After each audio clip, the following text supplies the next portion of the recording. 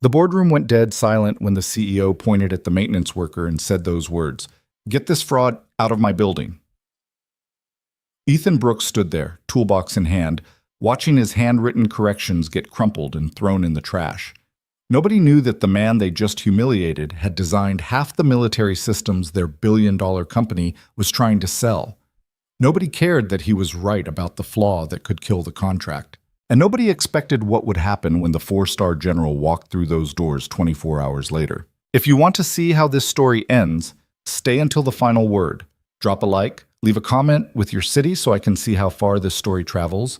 And let's begin. The fluorescent lights in the basement maintenance corridor of Auraline Technologies flickered at 4:47 a.m., casting shadows across Ethan Brooks' face as he checked the building's electrical panel. His hands moved with practiced efficiency, testing voltage levels and logging readings that nobody upstairs would ever see or care about. At 32, Ethan had the kind of face that disappeared in crowds.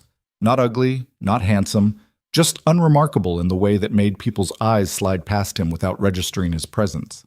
His maintenance uniform was clean but faded, the company logo on his chest peeling at the edges. His work boots were scuffed from years of crawling through tight spaces and kneeling on concrete floors.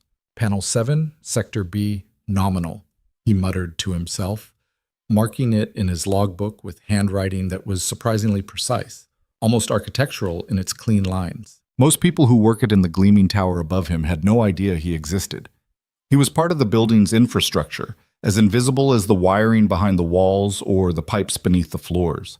The executives who rushed past him in the hallways didn't make eye contact. The engineers who sometimes called him to fix their workstations spoke to him the way people speak to service workers everywhere, polite but distant, acknowledging his function but not his humanity. Ethan didn't mind. Invisibility had its advantages. He finished his pre-dawn rounds and headed to the locker room to change into his day shift uniform.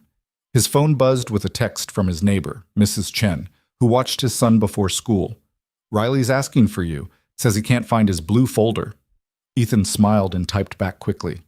"Top shelf in his closet, left side. Tell him I love him. Riley." 8 years old. The reason Ethan woke up every morning at 4 and worked a job that paid barely enough to keep their small apartment in the south side of Chicago. The reason he'd walked away from everything he used to be. The locker room was empty at this hour. Ethan opened his locker and looked at the photo taped inside the door. Riley grinning with a missing front tooth, holding up a terrible crayon drawing of the two of them. Underneath it, hidden behind the photo, was something else. A folded piece of paper, yellowed with age, covered in complex equations and technical specifications. Ethan never looked at it anymore, but he couldn't bring himself to throw it away. "Brooks!" Ethan turned to see his supervisor, Danny Martinez, hustling through the door with coffee in one hand and a clipboard in the other. Danny was mid-40s, built like someone who used to play college football and never quite got over it. He was decent enough as bosses went, didn't micromanage, didn't ask stupid questions, paid on time. "We got a situation on 47, Danny said. "Executive floor, some kind of power fluctuation in the east wing. They're screaming bloody murder up there because it's messing with their presentation setup." "What kind of fluctuation?"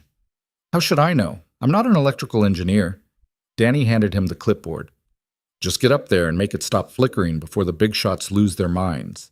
They got some massive defense contract meeting this morning. CEOs on the warpath." Ethan took the clipboard and scanned the service request. "Claire Donovan's office? Her whole wing. And Brooks?" Danny's voice dropped lower. "Be invisible up there, okay? Don't talk to anyone unless they talk to you first. These people, they don't like seeing maintenance during business hours. Makes them remember they're not actually working in heaven." Ethan nodded. He'd heard about Claire Donovan. Everyone in the building had. At 30, she was the youngest CEO in the company's history, installed 8 months ago after a hostile boardroom coup that pushed out the previous leadership. She had a reputation for brilliance, ruthlessness, and a complete inability to tolerate incompetence. People whispered about her the way they whispered about force of nature events. Hurricanes, earthquakes, things you couldn't control and had to survive. The elevator ride to the 47th floor took less than a minute, but it might as well have been a journey to a different planet. The basement was all concrete and exposed pipes. The executive level was all glass and marble, with abstract art on the walls that probably cost more than Ethan made in 5 years. The air even smelled different up here. Some subtle, expensive scent that he couldn't identify. He found the electrical access panel hidden behind a decorative column and opened it with his master key. The wiring inside was a mess. Not dangerous, just sloppy. Someone had done a rush job during the last renovation, crossing circuits that should have been separated, overloading breakers that couldn't handle the load. Amateur work. Ethan pulled out his multimeter and started testing connections. He could hear voices from the nearby conference room, muffled but urgent. Someone was arguing about numbers. Someone else was insisting everything was fine. "Telling you the coefficient is wrong," a male voice was saying. "If we present this to the DOD and they run their own analysis, we don't have time to second-guess every calculation," a woman's voice cut in. Sharp, impatient. "We've been over these numbers 100 times. The model is solid. But the heat compensation is fine. Stop panicking, Marcus. We go live in 6 hours." Ethan kept working, trying not to listen, but the conversation was impossible to ignore through the thin walls. He traced a problematic circuit back to its source and started making adjustments. The flickering stopped. "There," someone in the conference room said. "Lights are stable again." "Finally," the woman's voice, Claire Donovan, he assumed, replied. "Okay, everyone take 30 minutes. Get coffee, get your head straight. When we reconvene, I want complete confidence. No doubts, no hesitation. This contract is ours to lose." Footsteps. The sound of people filing out. Ethan was finishing up the wiring when he heard it, a printer running in the conference room. He shouldn't have been curious. It wasn't his business. But something about that argument had triggered his attention. Heat compensation coefficient. He knew that term, knew it intimately. Almost without thinking, Ethan stepped away from the electrical panel and moved toward the conference room door. It was slightly ajar. He could see inside, a massive table covered with documents, presentation boards, and laptops. The printer was spitting out what looked like technical specifications. Nobody was inside. Ethan hesitated. This was exactly the kind of thing Danny had warned him about. Stay invisible. Don't get involved. Do your job and leave. But his feet carried him forward anyway. The documents on the table were marked Confidential DoD Contract Proposal. Ethan recognized the format immediately. Defense infrastructure specifications, energy system calculations, environmental stress modeling, his old world, the one he'd walked away from.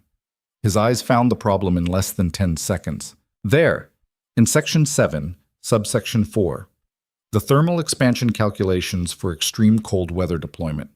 Whoever had written this had used a standard coefficient that worked fine for civilian applications, but completely failed to account for the specific metallurgy requirements in military-grade infrastructure. In extreme temperatures, the kind soldiers encountered in places like Alaska or high-altitude forward operating bases, the system would experience thermal stress fractures within the first 6 months of operation. People could die from that mistake. Ethan's hand moved before his brain could stop it. He grabbed a pen from the table and started writing corrections in the margin of the printed spec sheet. The right coefficient, the adjusted calculations, the mathematical proof showing why the original numbers would fail. His handwriting filled the margin in tight, precise lines. Equations that would have taken most engineers an hour to derive flowed from his pen in under a minute. Muscle memory from a life he'd left behind. He was so focused on the math that he didn't hear the footsteps returning. "What the hell are you doing?" Ethan's head snapped up. Claire Donovan stood in the doorway, flanked by 2 executives in expensive suits. She was younger than he'd expected, with dark hair pulled back severely and eyes that could cut glass. She wore a charcoal suit that probably cost more than Ethan's monthly rent, and she was looking at him with an expression of pure Arctic fury. "I asked you a question." Her voice was deadly calm. "Why is a maintenance worker touching confidential documents?" Ethan set down the pen carefully. "I was fixing the electrical issue. I heard you discussing a problem with the calculations. I found it." "You found it?" Claire stepped into the room, her heels clicking against the marble floor. "You, a building technician, found a problem in a proposal written by MIT-trained engineers with 20 years of experience." "Yes, ma'am." "That's fascinating." She picked up the spec sheet he'd been writing on, looking at his margin notes with barely concealed contempt. "And you thought you were qualified to correct it?" One of the executives behind her, a silver-haired man who looked like he'd never had a day of self-doubt in his life, let out a derisive snort. "This is unbelievable. Claire, we need to check what else he's touched. This could be a corporate espionage situation." Ethan's jaw tightened, but he kept his voice level. "I'm not a spy. I'm trying to help. The coefficient is wrong. If you submit this proposal as is, the system will fail in extreme cold. You'll lose the contract when the DoD runs their verification, or worse, you'll win it and the system will fail in the field." Claire stared at him for a long moment. Then she turned to the other executives. "Call security. I want him escorted out of the building and his credentials revoked. Today." "Wait," Ethan started. "Did I stutter?" Claire's voice could have frozen nitrogen. "You waltzed into a confidential meeting room, touched classified documents without authorization, and now you're claiming to know more than the entire engineering department. That's either corporate espionage or delusional arrogance. Either way, you're done here." "Just look at the math," Ethan said. His voice was still quiet, still controlled, but there was an edge to it now. 5 minutes. That's all I'm asking. Have one of your engineers verify what I wrote. I don't need to verify anything. You're a maintenance worker who fixes lights and unclogs toilets. You don't have the expertise, the credentials, or the clearance to be in this room." She crumpled up the spec sheet with his corrections and dropped it in the trash can beside the table. "Security is on their way. I suggest you go quietly." The other executives were staring at Ethan now like he was something they'd found stuck to their shoe. Disgust mixed with morbid curiosity.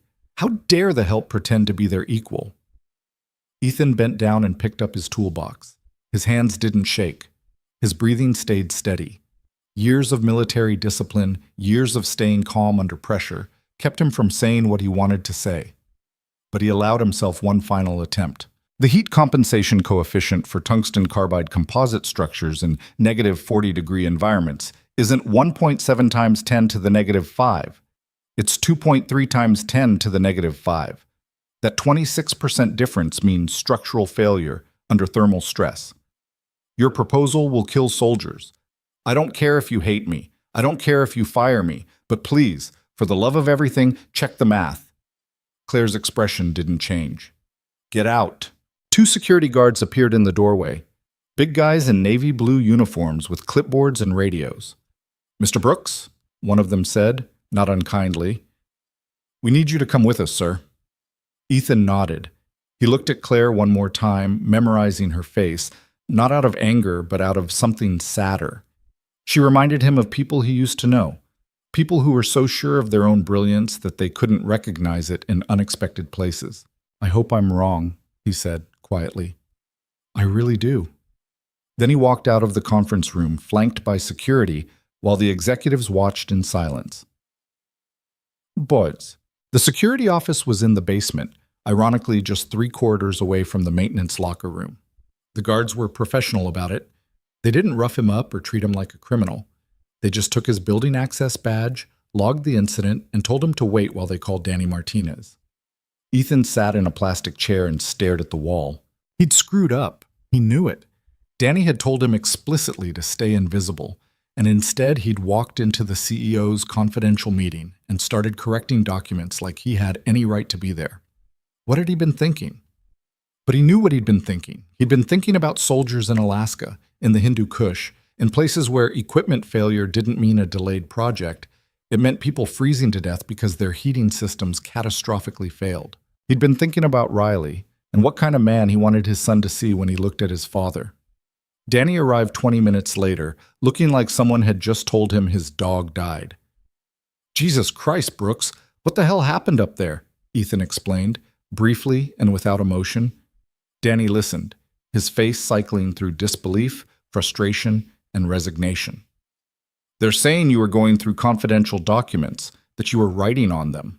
I was correcting a calculation error, a serious one. You're a maintenance tech. I know what I am, Danny. Do you?"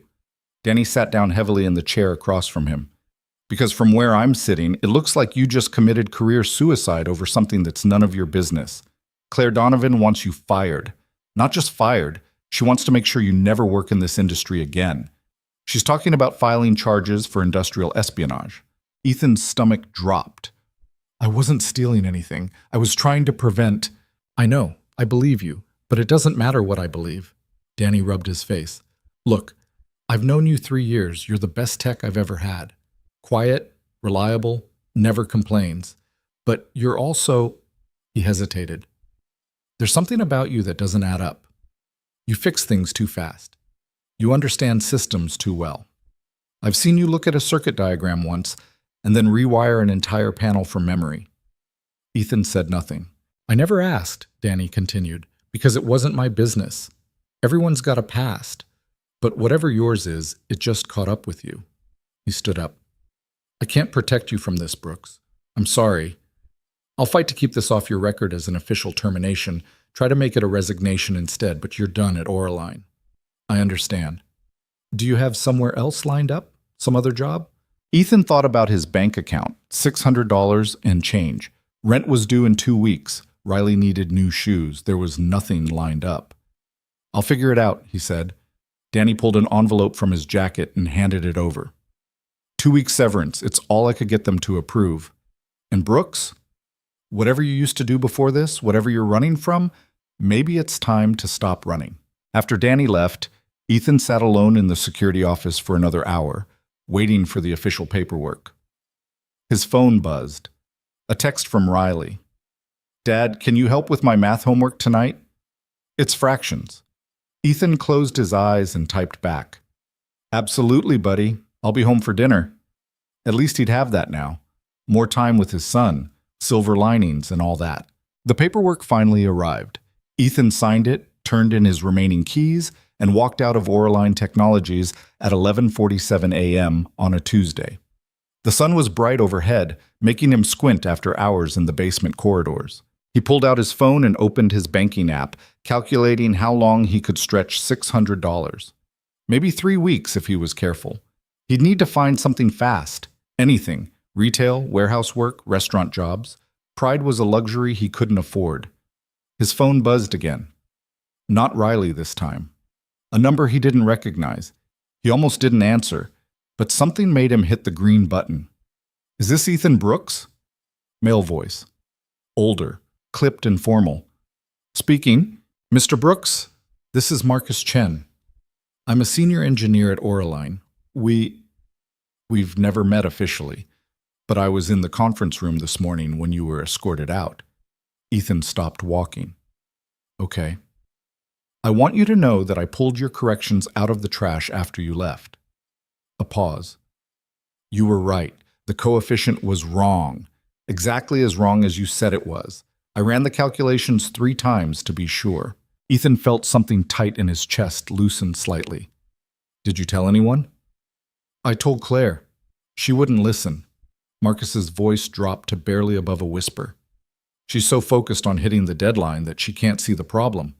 But Mr. Brooks, I've been an engineer for 18 years, and those corrections you wrote, that wasn't lucky guessing. That was expert-level work. Who are you? Nobody, Ethan said. Just a guy who used to know things. Well, for what it's worth, I'm going to keep pushing. I'm going to make them fix it before tomorrow's presentation. I don't know if it'll matter, but I wanted you to know that someone heard you. Thank you, Marcus. No, thank you. You probably saved lives today, even if nobody else realizes it yet. The call ended.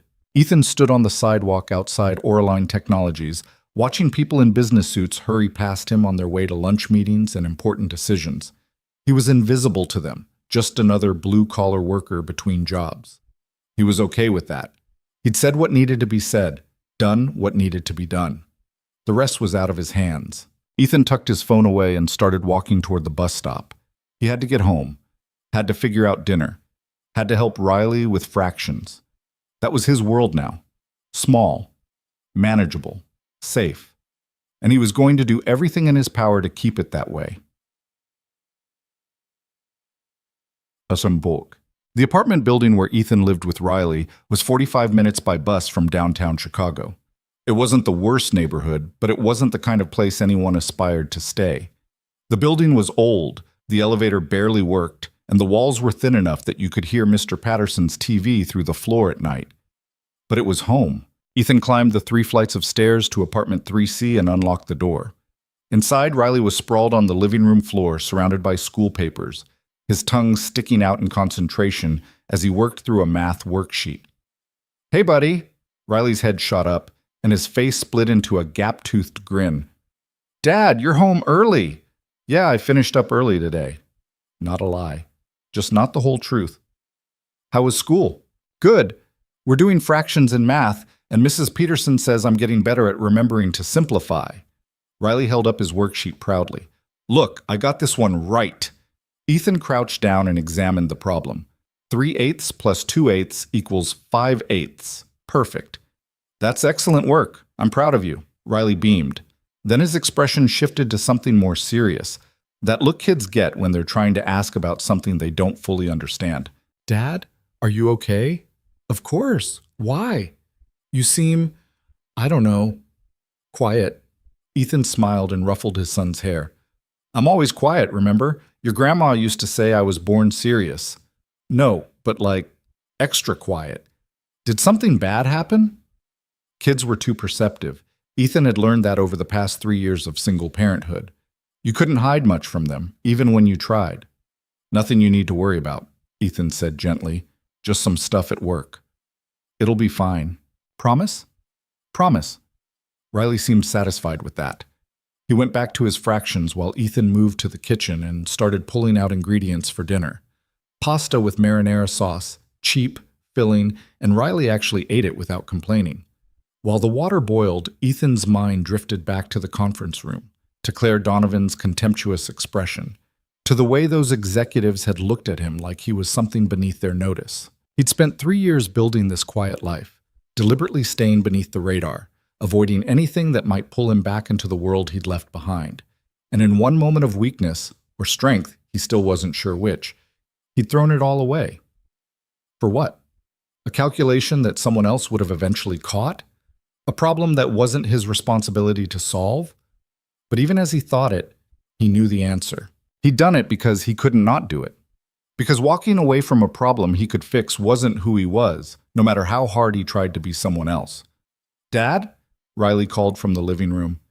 "Can we watch a movie tonight after homework?" "Sure. What do you want to watch?" "The one with the robots." Ethan smiled despite everything. "Again? We've watched that one about 17 times. 18 after tonight.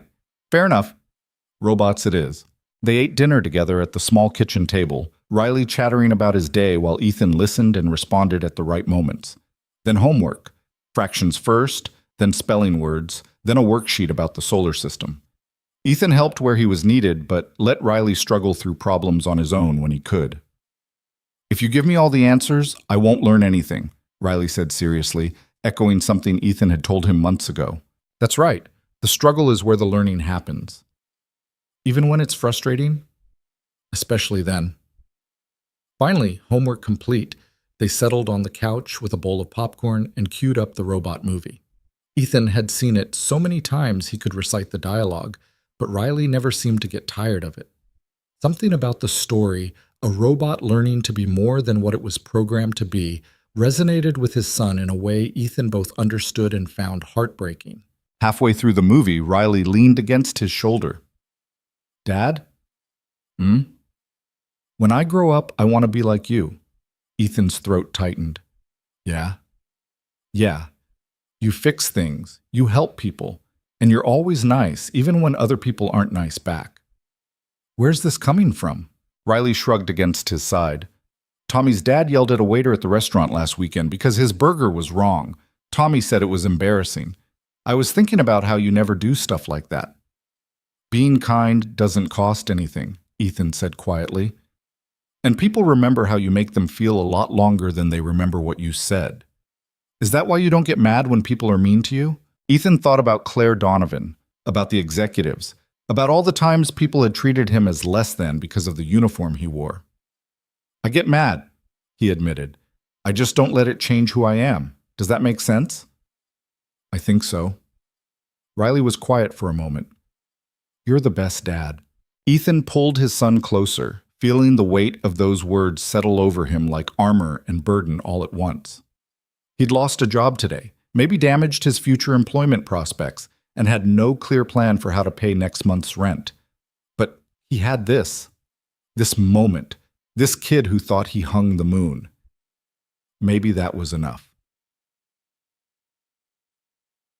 That night, after Riley was asleep, Ethan sat at the kitchen table with his laptop open, searching job listings. Maintenance positions, custodial work, anything that might pay enough to keep them afloat. He filled out 3 applications before midnight, carefully omitting any mention of his military background or engineering experience. Just another guy looking for honest work. His phone buzzed with an email. Ethan almost ignored it, probably spam, but something made him check. The sender was Marcus Chen. Mr. Brooks, I wanted to update you. I spent the evening rerunning all the calculations in Section 7 of the proposal. You were correct on every point. I brought my findings to Claire and the executive team. They've agreed to delay tomorrow's presentation by 48 hours to implement the corrections. They won't credit you publicly. I pushed for it, but Claire is adamant that acknowledging a maintenance worker found the error would make the company look incompetent. I'm sorry. It's not right, but it's the decision they've made. The important thing is that the work you did will save lives. The proposal will be correct. The system will function as intended. That matters more than credit. I don't know your full story, but I know expertise when I see it. If you ever need a reference for another position, please don't hesitate to use my name. Marcus Chen, Senior Engineer, Auraline Technologies. Ethan read the email twice, then closed his laptop. They'd fixed it. That was what mattered. He didn't need credit. He'd stopped caring about recognition the day he'd walked out of his military career and into this quiet life with Riley. All he needed was to know that soldiers deploying to frozen hellscapes wouldn't die because of thermal stress fractures in their heating systems. The work was done. The problem was solved. He could let it go now. Ethan stood up and moved to Riley's bedroom door, pushing it open quietly. His son was sprawled across his twin bed, blankets tangled around his legs, clutching a stuffed dinosaur that had seen better days. The nightlight cast soft shadows across his peaceful face. For 3 years, Ethan had measured success by one metric: keeping Riley safe, fed, and happy. Everything else, career, recognition, the person he used to be, was secondary. Tomorrow, he'd start again, find another job, keep moving forward. Tonight, he'd sleep knowing that somewhere out there, soldiers he'd never meet would stay warm because he'd been in the right place at the right time and hadn't been able to keep his mouth shut. That was enough. It had to be. The revised presentation was scheduled for Thursday morning at 9 o'clock sharp. Claire Donovan arrived at the office at 6, which wasn't unusual for her. She'd built her career on being the first one in and the last one out, on working harder than everyone around her, on never showing weakness or uncertainty. The executive floor was still dark when she stepped off the elevator, her heels echoing in the empty corridor. She carried a leather portfolio under one arm and a venti coffee in her free hand. Black, no sugar, the way she'd trained herself to drink it in graduate school when she was pulling all-nighters on her thesis. The conference room was exactly as they'd left it the night before. Presentation boards lined the walls, laptops sat open on the table, and stacks of revised documentation waited in neat piles. Marcus Chen and his team had worked until almost midnight implementing the corrections, and Claire had reviewed every single change personally. She hated that they'd had to delay, hated the whispers it would create, the questions about why Auraline Technologies needed an extra 48 hours to finalize a proposal they'd supposedly been perfecting for months. But she hated the alternative more, presenting flawed calculations to the Department of Defense and watching the contract evaporate when their reviewers found the errors. Claire set down her coffee and picked up the revised Section 7. The new thermal expansion coefficients were there, exactly as Marcus had specified. She double-checked his math herself, running the numbers until 2 in the morning to make sure they were airtight. They were, which meant that maintenance worker had been right. Claire's jaw tightened at the thought. She pushed it away, focusing instead on the presentation ahead. In 3 hours, federal defense officials would walk through those doors expecting excellence, and she would deliver it. The source of the corrections didn't matter. Only the results mattered. That was what she told herself anyway. "You're here early." Claire looked up to see Marcus Chen standing in the doorway, looking like he'd slept in his clothes. Knowing Marcus, he probably had. "I could say the same to you," she replied. Marcus moved into the room and poured himself coffee from the carafe they'd set up the night before. "Couldn't sleep, kept running through the calculations in my head, making sure we didn't miss anything. And? We're solid. The proposal is clean. He hesitated, then added, Claire, I really think we should reconsider acknowledging... No! Her voice was sharp enough to cut. We've been over this, Marcus. The optics of admitting a maintenance worker found critical errors in work done by our engineering department would be catastrophic. It makes us look incompetent. But he wasn't just any maintenance worker. I did some digging after you left last night.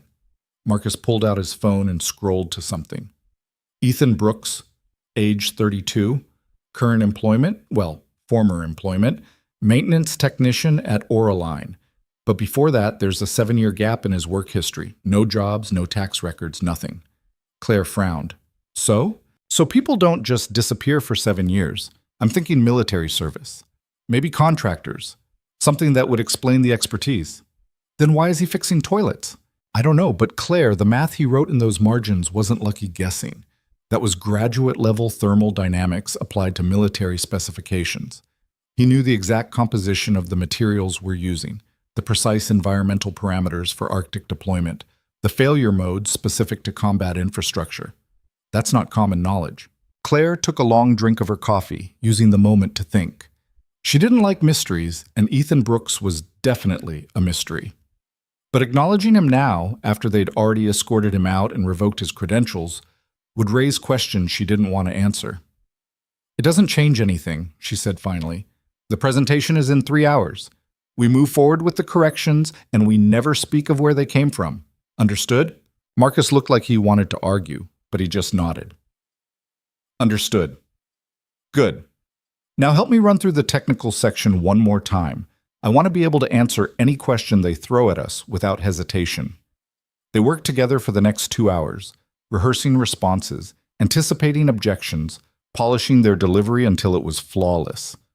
By the time the rest of the executive team started arriving, Claire felt confident, in control, ready. At 8:45, the Department of Defense representatives were escorted to the executive floor by building security. There were 5 of them, 3 technical reviewers, a contracts officer, and a senior military advisor whose name badge identified him as Colonel James Morrison, U.S. Army Corps of Engineers. Claire greeted them with her most professional smile and ushered them into the conference room. The presentation went exactly as planned. She walked them through Oraline's proposal slide by slide, highlighting their competitive advantages, their timeline, their cost structure. Marcus handled the technical deep dive, fielding questions about materials and specifications with the calm expertise of someone who'd been doing this for decades. Everything was perfect, until Colonel Morrison raised his hand halfway through the thermal dynamics section. Ms. Donovan, if I could interrupt for a moment? Claire paused mid-sentence. Of course, Colonel. Morrison was somewhere in his late 50s, with iron-gray hair and the kind of weathered face that came from years of outdoor deployments. He was studying the technical specifications on the screen with an expression Claire couldn't quite read. This heat compensation coefficient, he said, pointing to the number Marcus had corrected 2 days earlier. That's different from your preliminary proposal. The room went very quiet. Yes, Claire said smoothly. We refined our calculations during the final review process. The new coefficient provides a more accurate model for extreme cold weather performance. I see. Morrison pulled out a tablet and started scrolling through something. And when did you make this refinement? Earlier this week, our engineering team identified an opportunity to optimize the thermal expansion calculations. Interesting. Morrison looked up from his tablet. Because the preliminary specs you submitted 4 weeks ago used a different value. This new number is much more conservative, more accurate for military applications, certainly, but it represents a significant revision to your core model. Claire's spine straightened. We're committed to accuracy, Colonel. When our team identified a better approach, we implemented it. Of course. Morrison's expression remained neutral. I'm just curious who on your engineering team caught this particular issue. Thermal compensation in tungsten carbide composites at Arctic temperatures is a fairly specialized area. Most civilian engineers wouldn't have the background to spot that kind of nuance. Marcus cleared his throat. Our team has extensive experience with... Actually, Morrison interrupted gently. I'm familiar with your team's background, Mr. Chen. I reviewed all your credentials before this meeting. Impressive work, all of you. but none of your resumes show specific expertise in military cold weather infrastructure. The silence in the room had weight now, pressing down on everyone. Claire felt her carefully constructed presentation starting to crack at the edges. Colonel Morrison, I'm not sure I understand what you're asking. I'm asking who really made these corrections. Morrison set down his tablet and looked directly at her. Because in my experience, this level of specificity, knowing the exact coefficient for this exact material in these exact conditions, comes from hands-on field experience. From someone who's built these systems, deployed them, seen them fail, and figured out why. Our team. Your team is excellent, I'm sure. But Ms. Donovan, I've been doing this job for 30 years. I can spot a cover-up from a mile away. His voice wasn't angry, just tired. So let me ask you again plainly, who actually caught the error in your thermal calculations? Claire's mind raced. She could continue lying, but Morrison clearly didn't believe her, and lying to federal officials during a contract review was a fast track to disqualification. She could tell the truth and watch Morrison question why Orline Technologies needed a maintenance worker to fix their engineering team's mistakes. Either way, the contract was slipping through her fingers. There was an incident earlier this week, she heard herself saying. A building technician noticed the discrepancy while performing maintenance work near the conference room. He brought it to our attention, and our engineering team verified his observations. Morrison's eyebrows rose. A building technician? Yes. What's his name? Claire hesitated. Ethan Brooks. But Colonel, he's no longer employed here. The situation was... It was a confidential documents issue. We had to let him go. Something changed in Morrison's expression. The neutral professionalism dropped away, replaced by something sharper, more alert. Did you say Ethan Brooks? Yes. Why? Morrison pulled out his phone and stepped away from the table, making a call. The room stayed silent, everyone watching as the colonel spoke in low tones to whoever was on the other end. Claire caught fragments. Confirm that... Chicago. Yes. Need to verify something. Finally, Morrison ended the call and turned back to face the room. His entire demeanor had shifted. Ms. Donovan, I'm going to need you to tell me everything you know about Ethan Brooks. Where he is, how to contact him, what exactly he said about your proposal. I don't understand. You don't need to understand. You need to answer my questions. Morrison's voice had the kind of authority that made people jump. Now, Claire glanced at Marcus, who looked just as confused as she felt. He's a maintenance worker, was a maintenance worker. He saw our proposal documents, made some notes about the thermal calculations being wrong. We verified his corrections, implemented them, and terminated his employment for unauthorized access to confidential materials. What were his exact words? What did he say about the calculations? Claire tried to remember. He said the coefficient was wrong, that the system would fail in extreme cold, that soldiers could die. Morrison nodded slowly, like something was clicking into place. And you fired him for this. He had no authorization to be in that conference room, no clearance to access those documents. Ms. Donovan, do you have any idea who Ethan Brooks is? He's a building technician. No. Morrison's voice was quiet now, almost gentle. He's not. The colonel pulled up something on his tablet and turned it around so Claire could see. It was a military service record, heavily redacted, but the photo at the top was unmistakable. Ethan Brooks, maybe 7 years younger, in army dress uniform with captain's bars on his shoulders. Captain Ethan Brooks, Morrison read from the file. U.S. Army Corps of Engineers, Infrastructure Division. Served 3 tours in Afghanistan, 2 in Iraq. Specialized in combat zone power systems and extreme environment energy infrastructure. He didn't just know about thermal compensation in military installations, Ms. Donovan. He wrote the standards you're trying to sell back to us. Claire felt the floor drop out from under her. That's impossible, she whispered. It's documented fact. Captain Brooks was one of the leading experts in his field before he left the service 3 years ago. Medical discharge after... Morrison glanced at the file, then looked up. After an IED incident that killed 2 members of his team. He was physically fine but requested separation on personal grounds. The Army granted it. Marcus had gone pale. The gaps in his employment history were military service in combat zones. Yes. Morrison closed the tablet. The man you just fired for unauthorized access quite literally has more expertise in this specific area than anyone in this building, possibly anyone in this city. Claire couldn't speak. The room was spinning, her carefully ordered world disintegrating around her. "I need to speak with him," Morrison said. "Today. Can you arrange that?" We terminated him. I don't know where he is." Morrison's expression hardened. "Then I suggest you find him. Because right now, Ms. Donovan, the only person I trust to validate this proposal is the man who caught your mistakes in the first place. And until I can sit down with Captain Brooks and confirm these calculations are correct, this entire contract review is on hold." He started gathering his materials. The other DoD representatives followed his lead, standing up and collecting their tablets and briefcases. "Colonel, please," Claire started. "You have 48 hours, Morrison said. "Find Ethan Brooks. Bring him to a meeting where I can ask him questions directly. If he confirms the proposal is sound, we'll proceed. If he doesn't, or if you can't produce him, we're done here." "You're putting a billion-dollar defense contract on hold because of a maintenance worker?" Morrison stopped at the door and looked back at her. His expression wasn't angry anymore, just disappointed. "No, Ms. Donovan, I'm putting a contract on hold because your company was about to submit a fatally flawed proposal that could have gotten soldiers killed.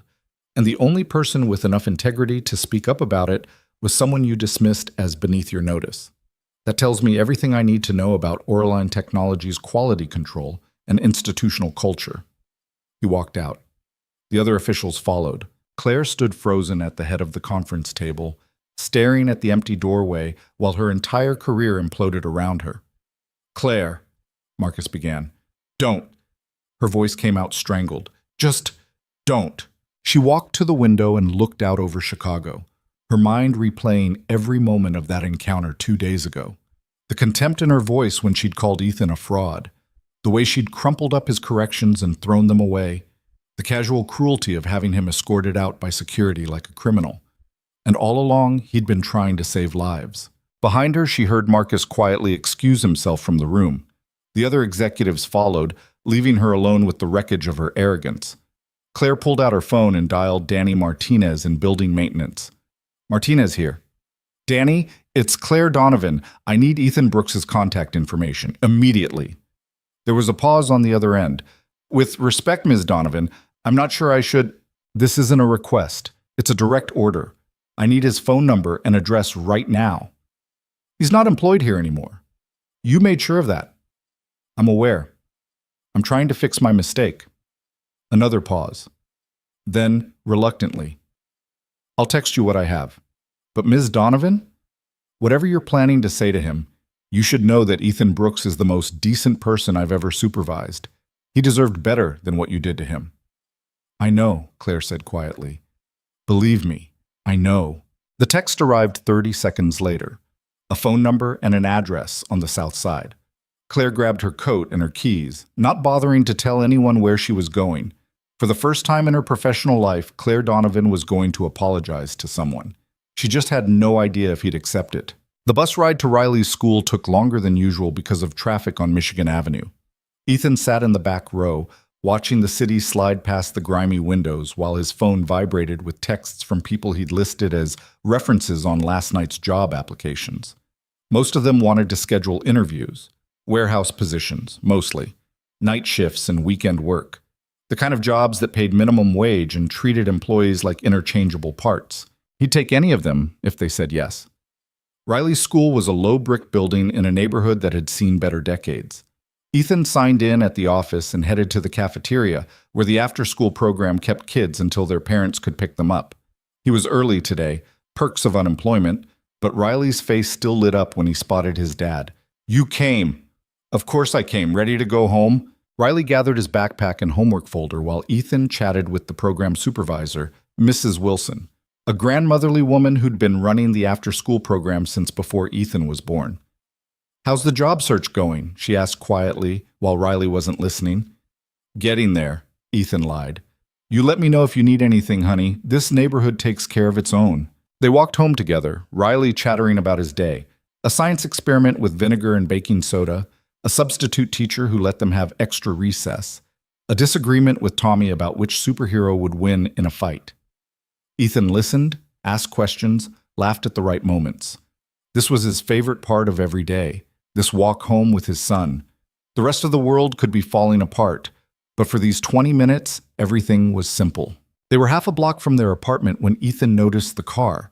It was a black luxury sedan, completely out of place in their neighborhood of aging Hondas and beaten-up pickup trucks. It was parked directly in front of their building, and someone was sitting in the driver's seat. Ethan's military training kicked in automatically. He slowed his pace, positioning himself between Riley and the car, cataloging details. Illinois plates, tinted windows. Driver appeared to be female, dark hair. "Dad, what's wrong?" "Nothing, buddy. Just being careful." They were 20 feet from the building entrance when the car door opened and Claire Donovan stepped out. She looked different than she had in the conference room. Still put together, still obviously expensive in her tailored coat and Italian leather boots, but there was something uncertain in her posture, something almost hesitant. "Ethan Brooks?" she called. Ethan stopped walking. "Ms. Donovan, I need to speak with you. It's urgent." "I don't think we have anything to talk about." "Please, Claire glanced at Riley, seemed to recalculate her approach. "Can we talk privately, just for a few minutes?" "Who's that, Dad?" Riley whispered. "Someone from my old job. Stay here for a second, okay?" Ethan walked Riley to the building entrance and dug out his keys. "Go upstairs and start your homework. I'll be there in 5 minutes." "Are you in trouble?" "No, buddy, I promise. Just grown-up stuff." "Go on." Riley disappeared into the building, looking back over his shoulder with worry in his eyes. Ethan waited until he heard the stairwell door close before turning back to Claire. "You've got 3 minutes," he said. Claire took a breath, and he could see her preparing some kind of speech. Then she seemed to abandon it. "I was wrong," she said simply. "About everything. The calculations, the way I treated you, what I said in that conference room. I was completely, catastrophically wrong, and I came here to apologize." Ethan studied her face, looking for the catch. There had to be a catch. "Okay," he said carefully. "Apology heard. Is that all?" "No. The Department of Defense was here this morning to review our proposal. Colonel Morrison from the Army Corps of Engineers." Something cold settled in Ethan's stomach. "I know James Morrison. He knows you too. He recognized your name when I mentioned you, pulled your service record right there in the conference room." Claire's voice was shaking slightly. "He told me who you really are, what you did before, and he put our entire contract review on hold until he can speak with you personally."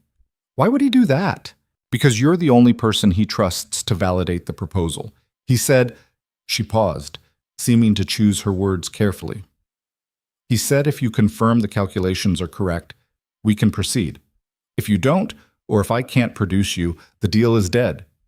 Ethan laughed, but there was no humor in it. "So you're not here to apologize. You're here because you need something from me. Both things are true." Claire met his eyes. "I'm genuinely sorry for how I treated you. You were trying to help, and I was so focused on protecting my ego and my timeline that I couldn't see it. That was wrong. But yes, I also need your help. My company needs your help. And honestly, the soldiers who are going to use these systems need your help. Get someone else.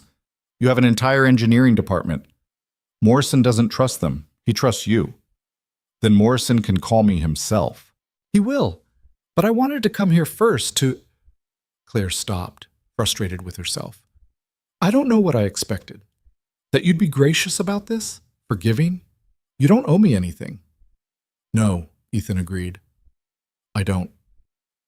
They stood there in the fading afternoon light, a CEO and a former maintenance worker, separated by a gulf that had nothing to do with money or position and everything to do with basic human respect.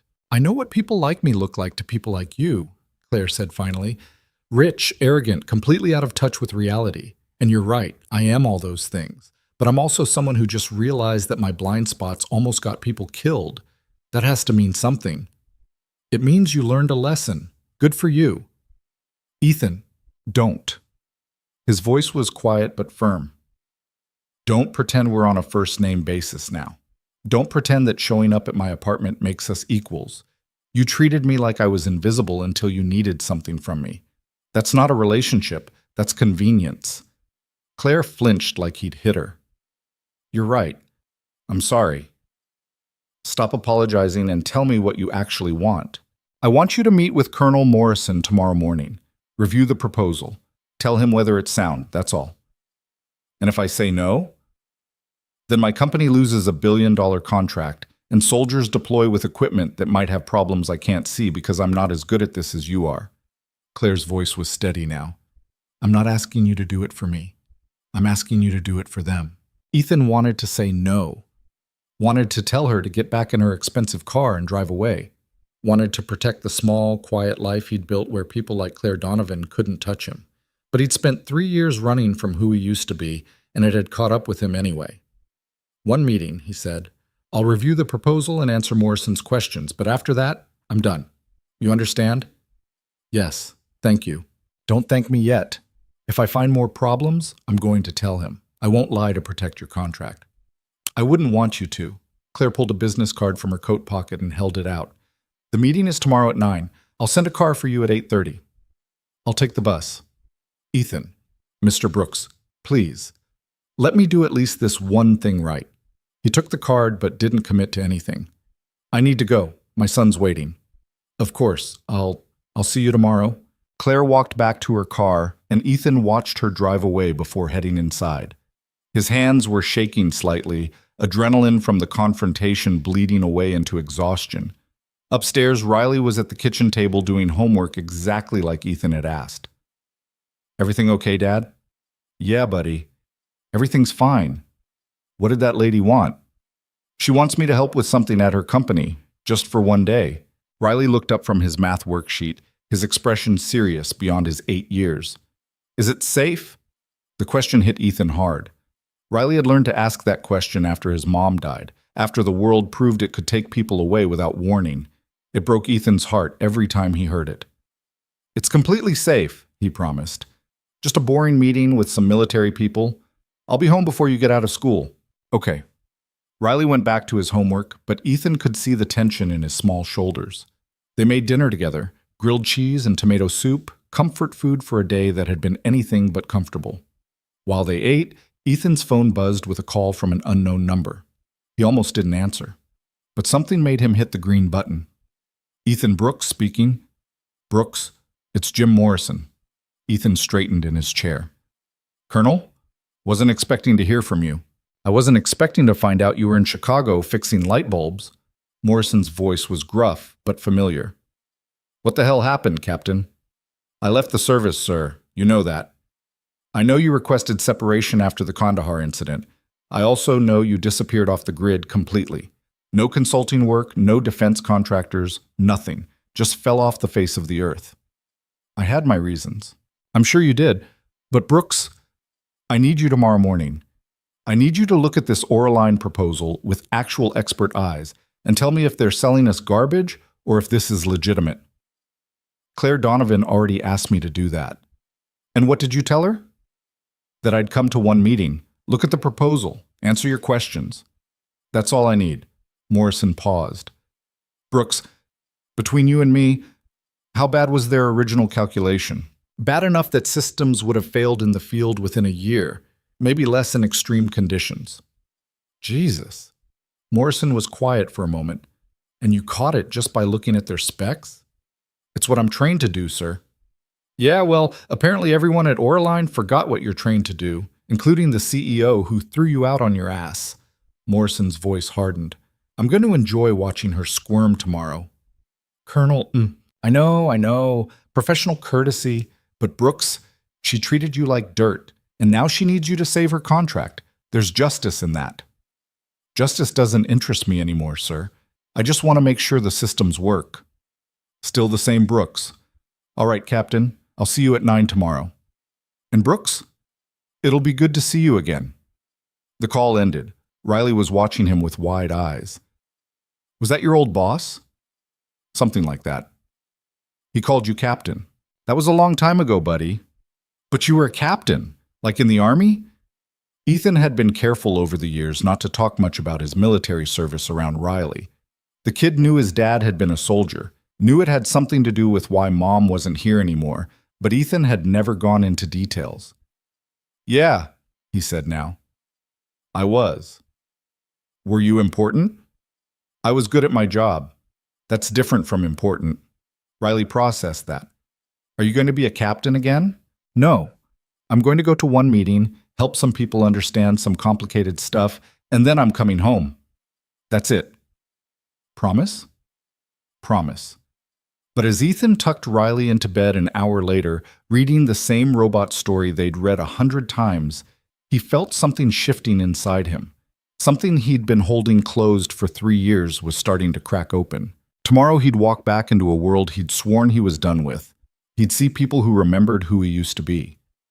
And for the first time since the Kandahar incident that took Sarah and Lieutenant Reeves and shattered his faith in his own judgment, Ethan Brooks would have to decide if he was still the man he used to be, or if that man was gone forever.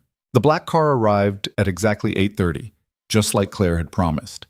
Ethan watched it pull up from his apartment window, feeling the same knot of tension in his stomach that he used to get before heading into forward operating bases. Riley was already at school, dropped off early by Mrs. Chen, who'd agreed to pick him up in the afternoon if Ethan's meeting ran long. "You look nervous, honey," Mrs. Chen had said that morning when she came to get Riley. "This is just a meeting, yes?"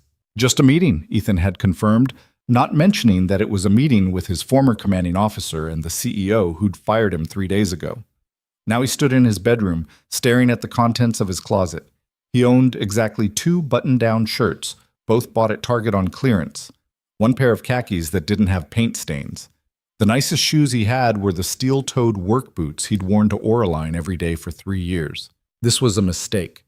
He should call Claire, tell her he'd changed his mind, go back to filling out applications for warehouse positions. But then he thought about Morrison's voice on the phone last night.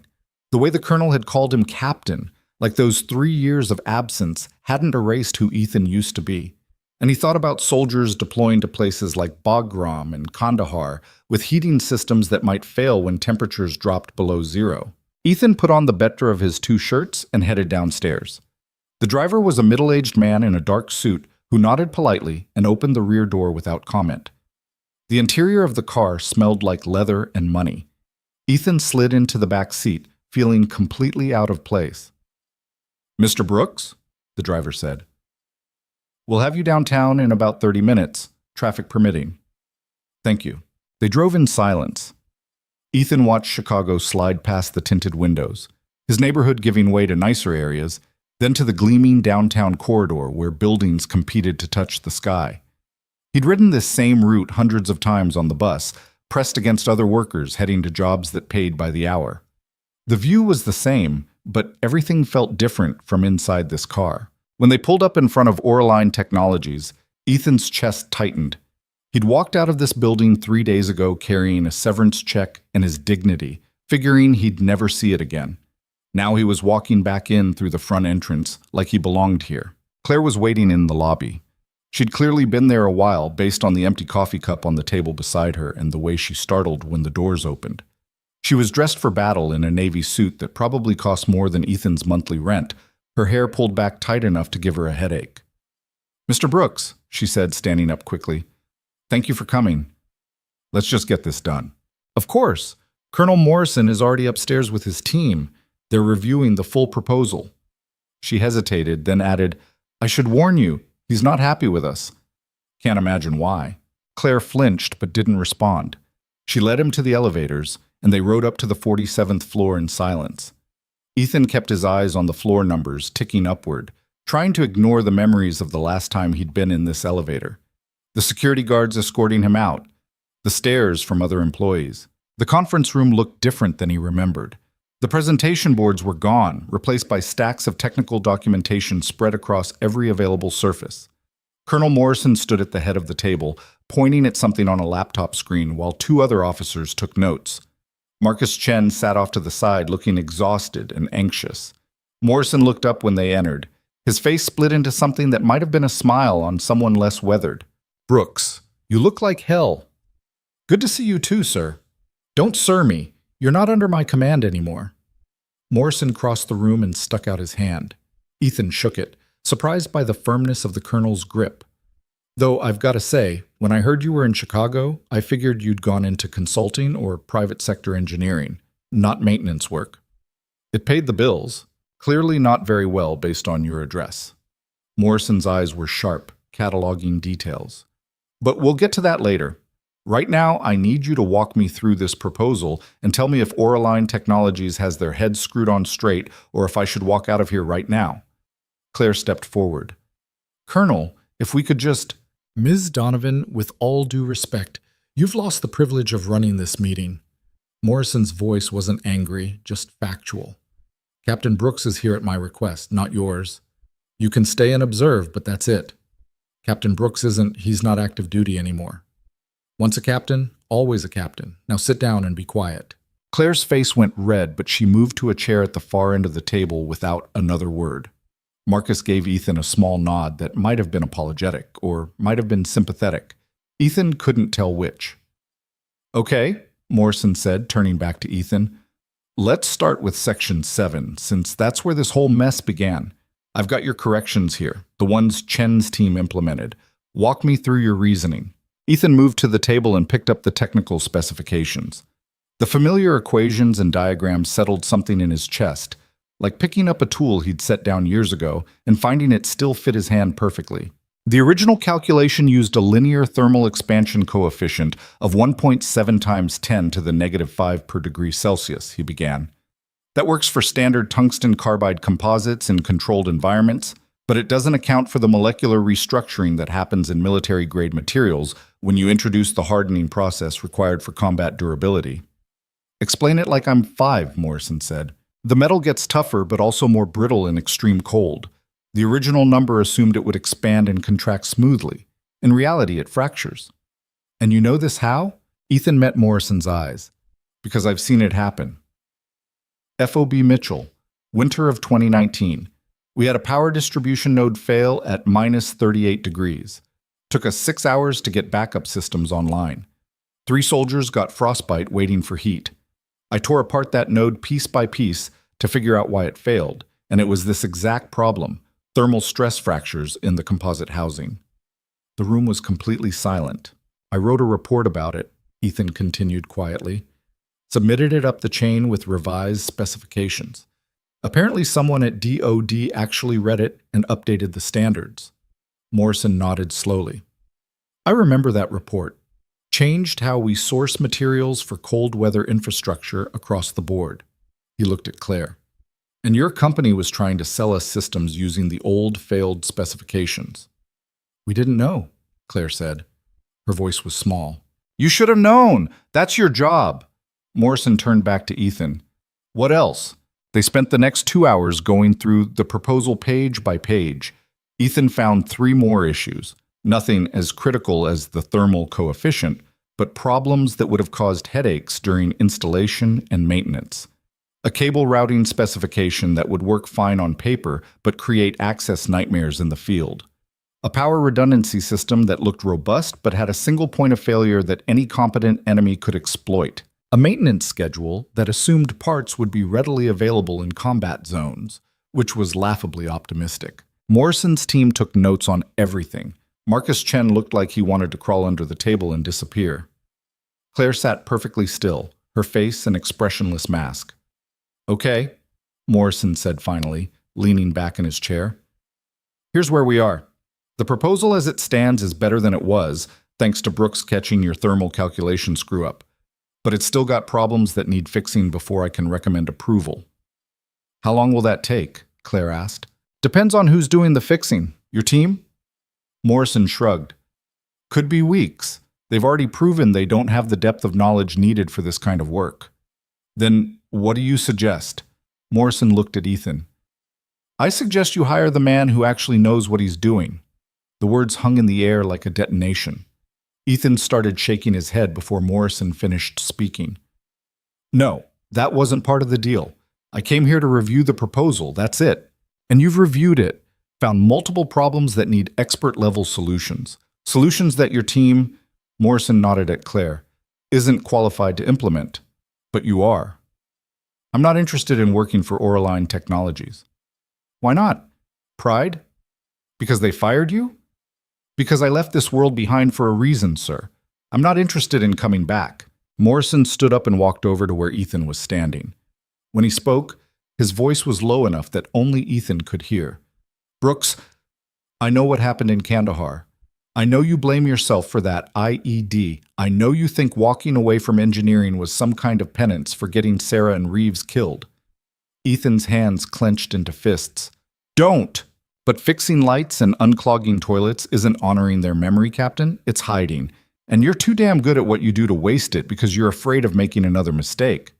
You don't know what you're talking about. I know that soldiers are going to deploy with this equipment whether you help fix it or not. And I know that if something goes wrong, if systems fail in the field because problems you could have prevented got missed, you're going to carry that guilt the same way you carry Kandahar. Morrison's eyes were hard but not unkind. At least this time you'd have a choice in the outcome. Ethan wanted to argue, but the words died in his throat, because Morrison was right, and they both knew it. I have a son, Ethan said finally. I can't take a job that pulls me away from him. So don't. Take a consulting contract. Work from here, set your own hours, go home every night at 5. I don't care how you structure it, but Brooks, I need someone who actually knows this stuff overseeing these revisions. Otherwise, this whole contract is dead. Claire stood up from her chair. Mr. Brooks, Ethan, if you're willing to consult on this project, we'll meet whatever terms you set. Your rate, your schedule, whatever you need. Ethan looked at her, really looked at her for the first time since entering the room.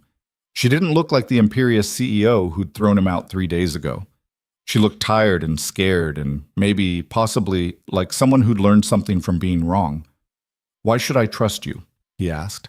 You shouldn't. I was awful to you. I judged you based on your job title instead of listening to what you were actually saying, and I was completely, unforgivably wrong. Claire took a breath. But this isn't about trust. It's about doing the right thing. You know this equipment better than anyone. You've seen it fail. You know how to make it work. If you walk away now, you're gambling that my team will figure it out on their own, and we both know they won't. That's not my problem. No, it's not. But it'll become your problem when soldiers die because of preventable failures.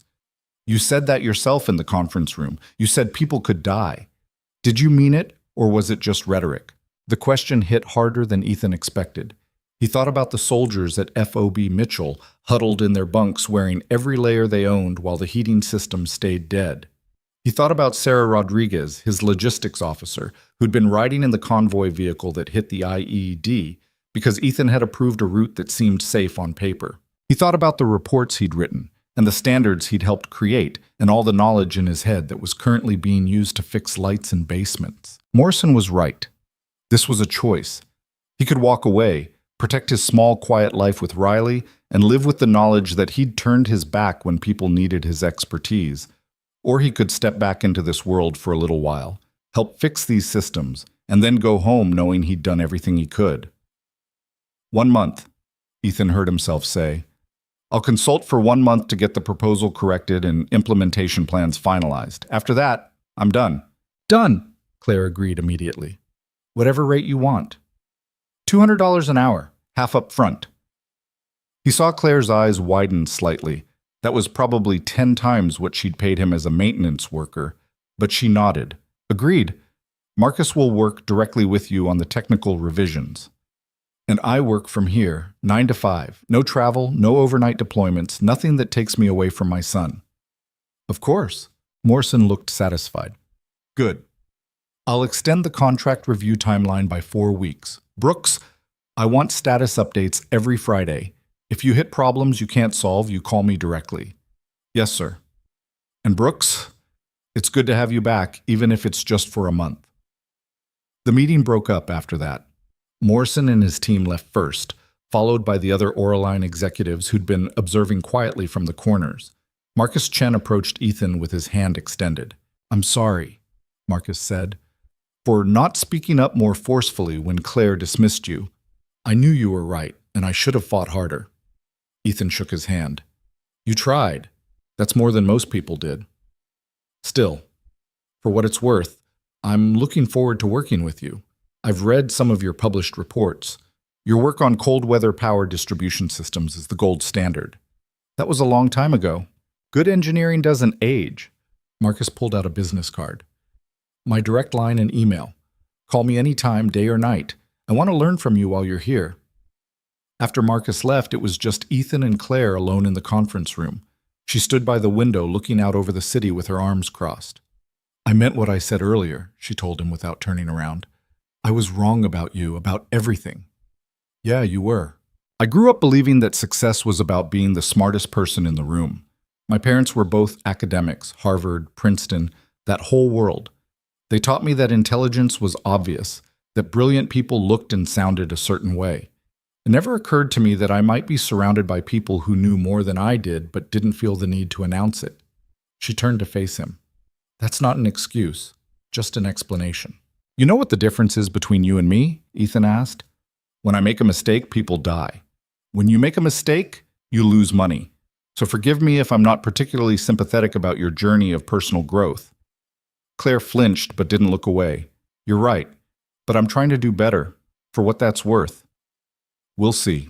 Ethan picked up his jacket and headed for the door. He had work to do, apparently. A month of consulting that would pay more than he'd made in the last year combined. Enough to catch up on bills, maybe even save a little for Riley's future. But as he rode the elevator down to the lobby, all he could think about was the expression on Morrison's face when he talked about Kandahar. The way the colonel had known exactly which buttons to push to get Ethan to say yes. Once a captain, always a captain. Ethan wasn't sure if that was a comfort or a curse. He called Mrs. Chen from the lobby to check on Riley, then headed to the building's cafeteria to grab coffee and start mentally organizing the work ahead. The cafeteria was the same as he remembered, overpriced sandwiches and tired-looking salads under heat lamps. But now people looked at him differently. Word had apparently spread about the morning's meeting. He caught snatches of conversation as he paid for his coffee. "That's the guy who caught the thermal calculations. Former army captain or something. Claire Donovan actually apologized. Can you believe?" Ethan took his coffee to a corner table and pulled out the notes he'd made during the meeting. The list of required revisions was longer than he'd initially thought. Fixing them properly would mean coordinating with suppliers, running new simulations, possibly redesigning entire subsystems. A month might not be enough. His phone buzzed. A text from Riley's school. "Riley asked the office to let you know he's thinking about you. He wanted to make sure you were okay." Ethan smiled despite everything and typed back. "Tell him I'm perfect, and I'll see him at 3:30. "Mr. Brooks?" He looked up to find a young woman in her 20s standing beside his table. She wore a visitor badge and carried a tablet. "I'm Jennifer Park, DoD Contracts Administration. Colonel Morrison asked me to coordinate with you on documentation requirements." She sat down without waiting for an invitation, all business. "He wants a full technical review report by end of next week. Can you make that timeline?" "Depends on how much access I have to Oraline's engineering files." "Full access. Ms. Donovan signed off on it an hour ago. I'm setting you up with credentials now." She tapped something on her tablet. "You'll have clearance to everything. Proprietary designs, supplier contracts, testing data, all of it." "That's more trust than I expected." Jennifer looked up from her tablet with a wry smile. "Between you and me, I don't think Miss Donovan had much choice. Morrison made it pretty clear that if she didn't give you complete cooperation, he'd recommend the contract go to one of Oraline's competitors. He's not subtle. No, but he's effective, and he trusts you, which is more than I can say for most contractors." She slid a folder across the table. "Standard consulting agreement. Your rate, terms, NDA requirements. Legal already reviewed it. Just needs your signature." Ethan flipped through the contract, his eyes catching on numbers that still didn't feel real. 200 per hour, 40 hours a week minimum. Immediate start date. It was more money than he'd imagined making again. He signed it. "Great." Jennifer collected the paperwork. "You'll start Monday. Marcus Chen's team is expecting you at 9. Office space is being set up on 46. Figured you'd want to be close to engineering, but not on the executive floor." Thoughtful. "We try. Oh, and Mr. Brooks? Morrison wanted me to tell you that if you need anything, resources, personnel access, whatever, you go through him directly. Don't let Oraline management slow you down." After Jennifer left, Ethan sat alone with his coffee, staring at the copy of the contract in his hands. He'd gone from unemployed to consultant in less than 12 hours, from invisible to essential, from the basement to the 46th floor. Nothing about it felt real. His phone rang. Morrison. You settling in okay, Captain? It's Ethan, sir, and yes, I just signed the consulting agreement. Good. Listen, I wanted to give you a heads up. This contract is about more than just fixing Oraline's proposal. The DoD is reevaluating our entire cold weather infrastructure program. If this project goes well, there's potential for a permanent position. Civilian GS 14 or 15, depending on the role. Real job, real benefits, pension. Ethan's stomach tightened. I told you, 1 month. I know what you told me. I'm just saying the door's open if you change your mind. You've got skills the government needs, Brooks. Skills that are being wasted. I have a son who needs me more than the government does. Kids need a lot of things. Stability, security, a father who's doing work that matters instead of hiding from his past. That's not fair. No, but it's true. Morrison's voice softened slightly. Look, I'm not trying to pressure you. Just want you to know you've got options. Think about it. The call ended before Ethan could respond. He sat there until his coffee went cold, thinking about options and choices and the difference between running away and moving forward. Thinking about Riley's question from the night before. Are you going to be a captain again? The answer was supposed to be no. The answer had been no for 3 years. But sitting in this cafeteria with a consulting contract in his pocket and Morrison's words echoing in his head, Ethan wasn't sure anymore. He checked the time. 2:40. If he left now, he could make it to Riley's school before dismissal, surprise his son by being there early. They could walk home together, stop at the park, be normal for a few hours before Monday came and everything changed again. Ethan threw away his cold coffee and headed for the exit. Whatever happened next, whatever this month of consulting turned into, it could wait until Monday. Right now, his son needed picking up from school, and that was the only job that really mattered. The walk from the bus stop to Riley's school took 15 minutes, and Ethan used every second of it to clear his head. The afternoon air was cool, carrying the smell of early autumn. Kids' voices drifted from a playground somewhere nearby. The world kept turning, same as always, even though Ethan's place in it had shifted. He arrived at the school 10 minutes before the final bell and joined the cluster of parents waiting outside. Most of them he recognized from other pickups, working mothers and fathers who juggled schedules to be here, grandparents stepping in, the occasional nanny or after-school program coordinator. They nodded at him in that polite way people do when they see each other regularly, but don't actually know each other's names. Ethan had always been fine with that distance. He wasn't looking for community or connection, just a safe place for Riley to learn and grow. But today, standing among these other parents with a consulting contract in his pocket and Morrison's offer hanging in the back of his mind, he felt the gap more acutely. These were people with normal lives, normal jobs, normal problems. He'd never quite figured out how to be normal. The bell rang. 30 seconds later, the doors burst open and children poured out in a chaotic wave of backpacks and noise. Riley appeared in the middle of the crowd, his Spider-Man backpack bouncing against his shoulders. His face lit up when he spotted Ethan. "Dad, you're early." "Told you I'd be here before you got out." Ethan caught his son in a hug. "How was your day?" "Good. We did art, and I made you something, but I can't show you yet because it needs to dry." Riley grabbed his hand and started pulling him toward the sidewalk. "Can we go to the park, please?" "Sure, buddy. We've got time." They walked to the small playground 3 blocks from their apartment, Riley chattering the whole way about his day. A disagreement with Tommy over who got to be team captain at recess. A spelling test he thought went well. A substitute teacher who let them watch a video about the water cycle. Normal 8-year-old stuff. The kind of thing Ethan had been terrified he'd mess up when Sarah died and left him as a single parent. But somehow, against all odds, they'd figured it out together. At the park, Riley ran straight for the swings while Ethan settled on a bench nearby. He watched his son pump his legs, trying to get higher, his gap-toothed grin visible even from a distance. This was the life Ethan had built. Simple, safe, far away from conference rooms and defense contracts and men like Morrison who knew exactly how to make you question your choices. His phone buzzed. A text from Claire Donovan. "Thank you for agreeing to help. I know I don't deserve your cooperation. I won't forget that." Ethan stared at the message for a long moment, then put his phone away without responding. He didn't need Claire's gratitude. Didn't want it, really. He was doing this for the soldiers, not for her. That's what he told himself anyway. "Dad, watch this," Riley called from the swings. Ethan looked up just in time to see his son jump off at the peak of his arc, landing in the wood chips with his arms spread wide like he'd stuck an Olympic dismount. "Very impressive," Ethan called back. "Try not to break any bones, though, okay? Your health insurance isn't great." Riley giggled and ran to the jungle gym, already moving on to the next adventure. They stayed at the park for an hour, until the sun started sinking lower and other kids began heading home for dinner. On the walk back to their apartment, Riley's energy finally started flagging. He walked closer to Ethan, his hand finding his father's. "Dad?" "Yeah, buddy?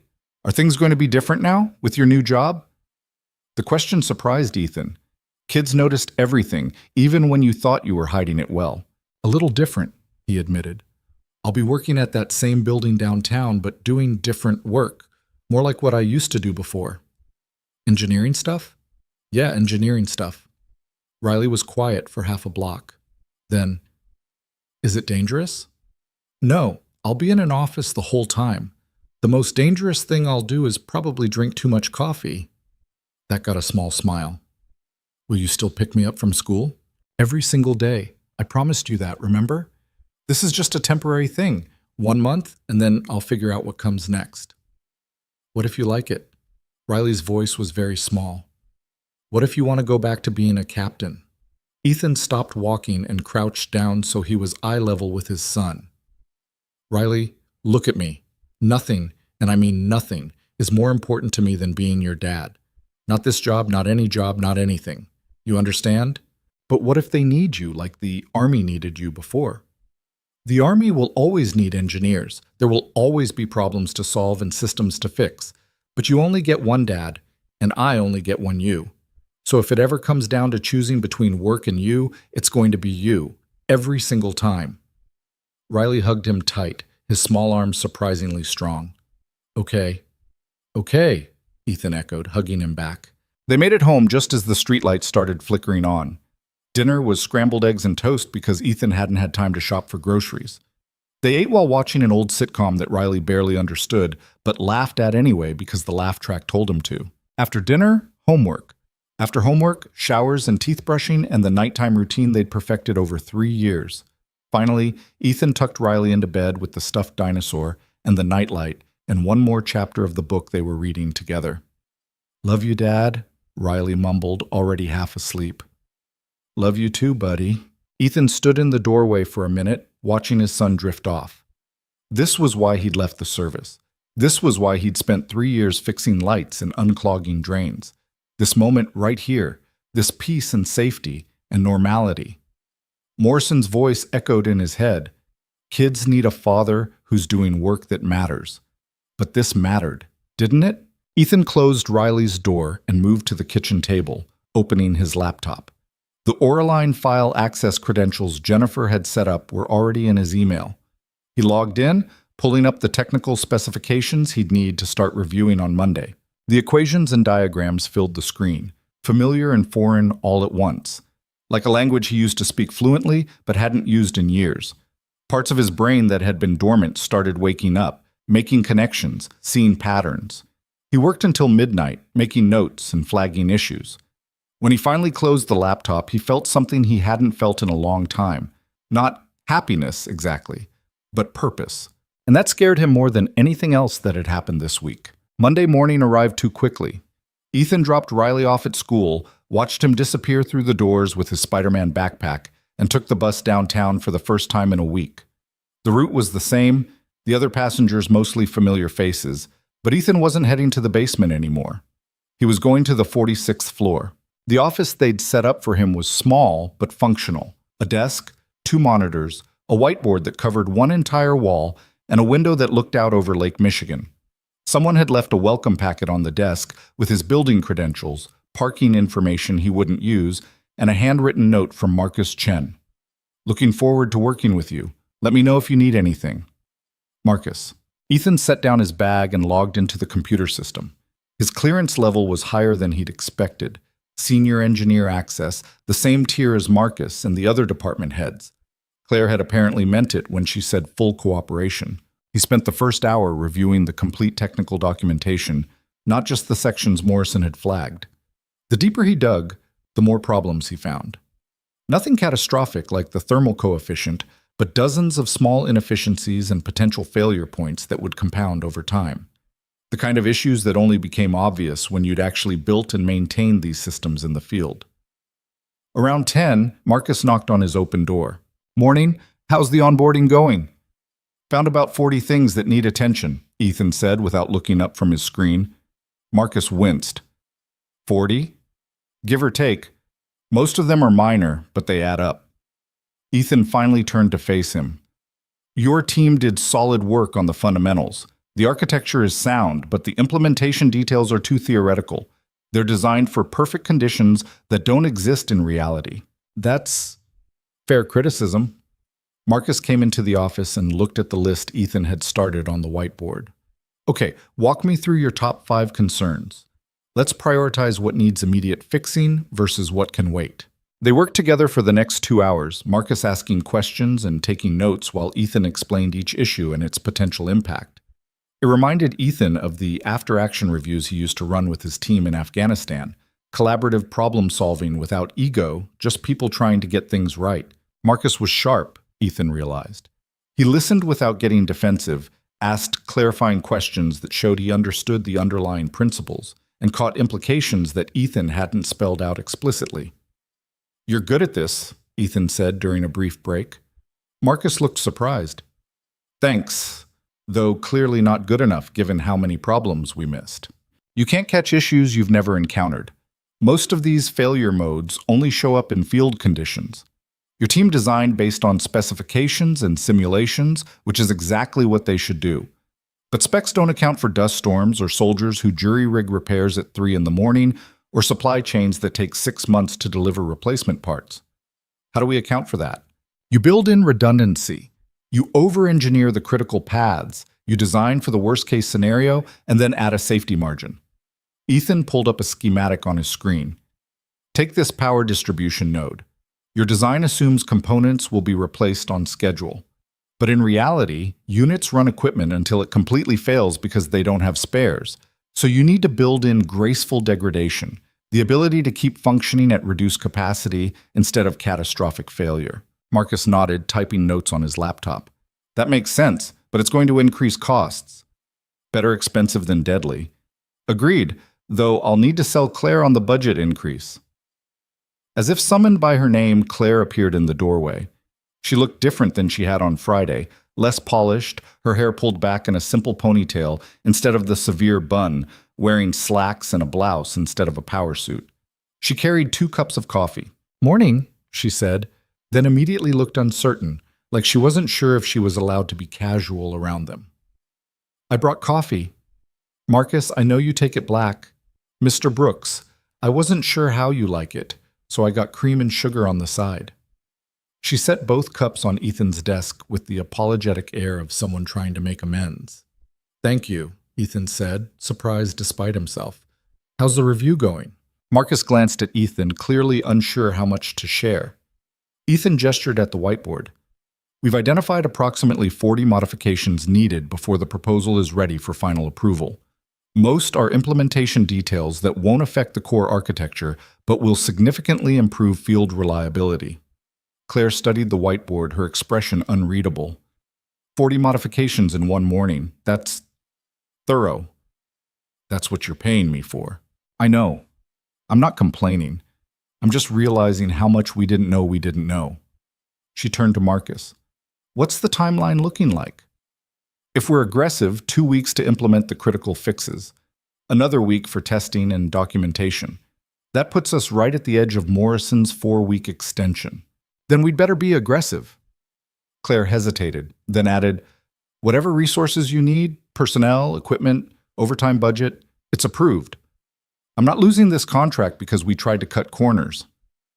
After she left, Marcus let out a long breath. She's been different since Thursday, ever since Morrison called her out in front of everyone. Less imperious. "People don't change that fast," Ethan said. "Maybe not. But they can get scared enough to fake it for a while." Marcus closed his laptop. "I should get back to my team and start delegating these fixes. You going to be okay up here by yourself? I've worked in worse conditions. Marcus smiled at that. I imagine you have. Okay, I'll check in this afternoon. And Brooks? I'm glad you're here. Ethan worked through lunch, ordering a sandwich from the cafeteria delivery service and eating at his desk while reviewing supplier specifications for the materials Oraline was sourcing. Half of them were adequate. The other half needed to be upgraded to military-grade equivalents, which would increase costs but ensure the systems actually functioned as designed. He was deep in a comparison analysis when someone knocked on his doorframe. Jennifer Park, the DoD contracts administrator, stood there with her ever-present tablet. Mr. Brooks, Colonel Morrison asked me to check in on your progress. Tell him we're on track. I'll have a preliminary report ready by Friday. He'll be happy to hear it. Jennifer didn't leave. Instead, she sat down in the chair across from his desk. Can I ask you something off the record? Depends on the question. Why'd you really leave the Army? Morrison gave me the official line about the Kandahar incident and medical separation, but I've read the reports. You weren't injured. You just walked away. Ethan set down his pen and looked at her. She was young, probably mid-20s, with the earnest intensity of someone who still believed the system worked the way it was supposed to. Thus, 2 members of my team died because I approved a route I thought was safe, he said quietly. One of them was my logistics officer. Her name was Sarah Rodriguez. She had a 5-year-old daughter waiting for her back home. The report said the IED was undetectable, that no one could have known. The report said a lot of things. Ethan's voice was flat. But at the end of the day, I was in command. I made the call. And Sarah and Lieutenant Reeves died because of it. Jennifer was quiet for a moment. Morrison said you were one of the best engineers he'd ever worked with, that you saved more lives than most people could count. Morrison's opinions are his own. He also said you were punishing yourself for something that wasn't your fault, that you threw away a brilliant career because you couldn't forgive yourself for being human. Is there a point to this conversation? Jennifer stood up, smoothing her skirt. The point is that Colonel Morrison wants you back, not just for this contract, but permanently. He's working on creating a civilian engineering position specifically tailored to your expertise.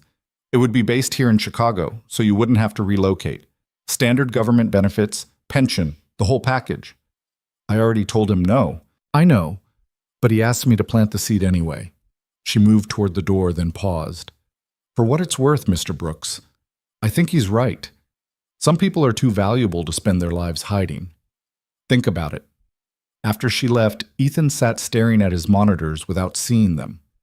Everyone wanted him to think about it. Morrison, Jennifer, even Claire in her own way.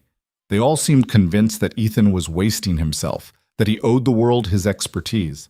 But what he owed, the only debt that mattered, was to Riley. And to Sarah's memory. Not the government, not Oraline Technologies, not some abstract concept of utilizing his skills. His phone buzzed. A text from Riley's school. Riley forgot his lunch. Can you bring it? Ethan checked his watch. 11:45. He could make it to the school and back in under an hour if he caught the right bus. He grabbed his jacket and headed for the elevator, grateful for the interruption. On his way through the lobby, he passed Claire coming back from an external meeting. She saw him and stopped. Everything okay? Riley forgot his lunch. I need to run it over to his school. I can have a car take you. It'll be faster than the bus. Ethan almost refused on principle, but then thought about Riley waiting hungry in the cafeteria. Okay, thanks. The driver had him at Riley's school in 15 minutes. Ethan walked into the main office with the Spider-Man lunchbox he'd retrieved from their apartment, and the secretary smiled at him. Mr. Brooks, Riley's in the cafeteria. You can take it to him if you'd like. The cafeteria was loud with the sound of 200 kids eating and talking simultaneously. Ethan spotted Riley at a table with 3 other boys, looking forlorn while his friends ate around him. Hey, buddy. Riley's face transformed. Dad, you brought it. Of course I did. Can't have you starving. Ethan handed over the lunchbox and ruffled his son's hair. You've got to remember to grab this in the morning, okay? I know, I was thinking about your new job and I forgot. Riley lowered his voice. Is it going okay? Are people being nice to you? The question made Ethan's chest tight. 8 years old and already worried about his father. It's going fine. Everyone's being professional. and I'll be home at 5:30 just like I promised. Okay?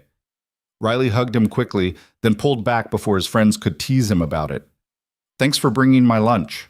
On the drive back to Oraline, Ethan thought about what Jennifer had said. Some people are too valuable to spend their lives hiding. But what she didn't understand, what none of them understood, was that Ethan wasn't hiding from the world. He was protecting Riley from it, from the demands and deployments and dangerous decisions that had killed Sarah, from the possibility that Ethan might make another mistake, another bad call, and leave Riley the way Sarah's daughter had been left, fatherless and alone. Better to fix lights in basements, better to be invisible and safe. Except he wasn't doing that anymore, was he? The rest of the week fell into a rhythm. Ethan arrived at 9, worked with Marcus's team on implementing fixes, broke at 3 to pick up Riley from school, and spent evenings reviewing documentation after his son went to bed. The work was engaging in a way nothing had been for 3 years, pulling him back into the world of complex systems and elegant solutions. By Friday afternoon, he had the preliminary report Morrison wanted, 23 pages detailing critical fixes, recommended modifications, and a revised timeline for implementation. He sent it to Morrison and Jennifer, then leaned back in his chair and stared at the ceiling. The month was almost a quarter done. 3 more weeks and he'd walk away with enough money to cover expenses for 6 months while he looked for something sustainable. 3 more weeks and he could go back to being nobody again. His phone rang. Morrison. Brooks, just finished your report. This is excellent work. Thank you, sir. I mean it. This level of detail, the practical considerations you've built in, this is exactly what the DoD needs. I'm going to recommend we bring you on board for the full implementation phase, not just the proposal revision. Colonel, I told you, 1 month, I know, but Brooks, implementation is going to take at least 6 months, maybe longer. And frankly, I don't trust Oraline to execute this properly without expert oversight. I want you on site for the entire project. That's not possible. Why? Because of your son? Brooks, you'd still be working 9 to 5 in Chicago. You'd still go home every night. The only difference is job security and a real paycheck instead of consulting fees that dry up when the contract ends. The difference is commitment. Once I'm in, I'm in. And I can't do that to Riley. Morrison was quiet for a moment. You know what Sarah would say if she could hear this conversation? Ethan's hand tightened on the phone. Don't. She'd say you're using her death as an excuse to give up on yourself. She'd say that Riley deserves a father who's doing meaningful work, not someone who's punching a clock out of guilt. You didn't know her. I knew her well enough to read her personnel file, to see the commendations she wrote about you, to know that she respected your judgment and your leadership, even when things went wrong. Morrison's voice softened. She wouldn't want this for you, Brooks, and I don't think you want it either. What I want doesn't matter. That's where you're wrong. It's the only thing that matters. Because if you keep doing work that doesn't challenge you, that doesn't use your skills, you're going to wake up in 20 years and realize you wasted your life being afraid. After Morrison hung up, Ethan sat in the growing darkness of his office, watching the sun set over Lake Michigan.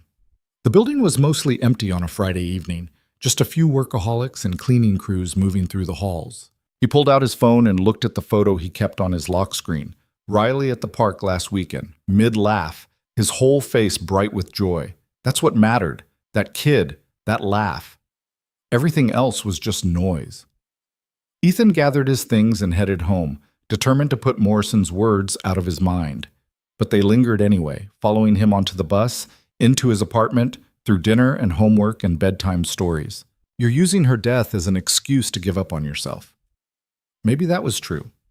Maybe Ethan had been hiding behind grief and guilt for 3 years, telling himself it was about protecting Riley, when really it was about protecting himself from the possibility of more failure. Or maybe Morrison was just good at manipulation, knowing exactly what to say to make Ethan question his choices. Either way, Ethan didn't sleep well that night.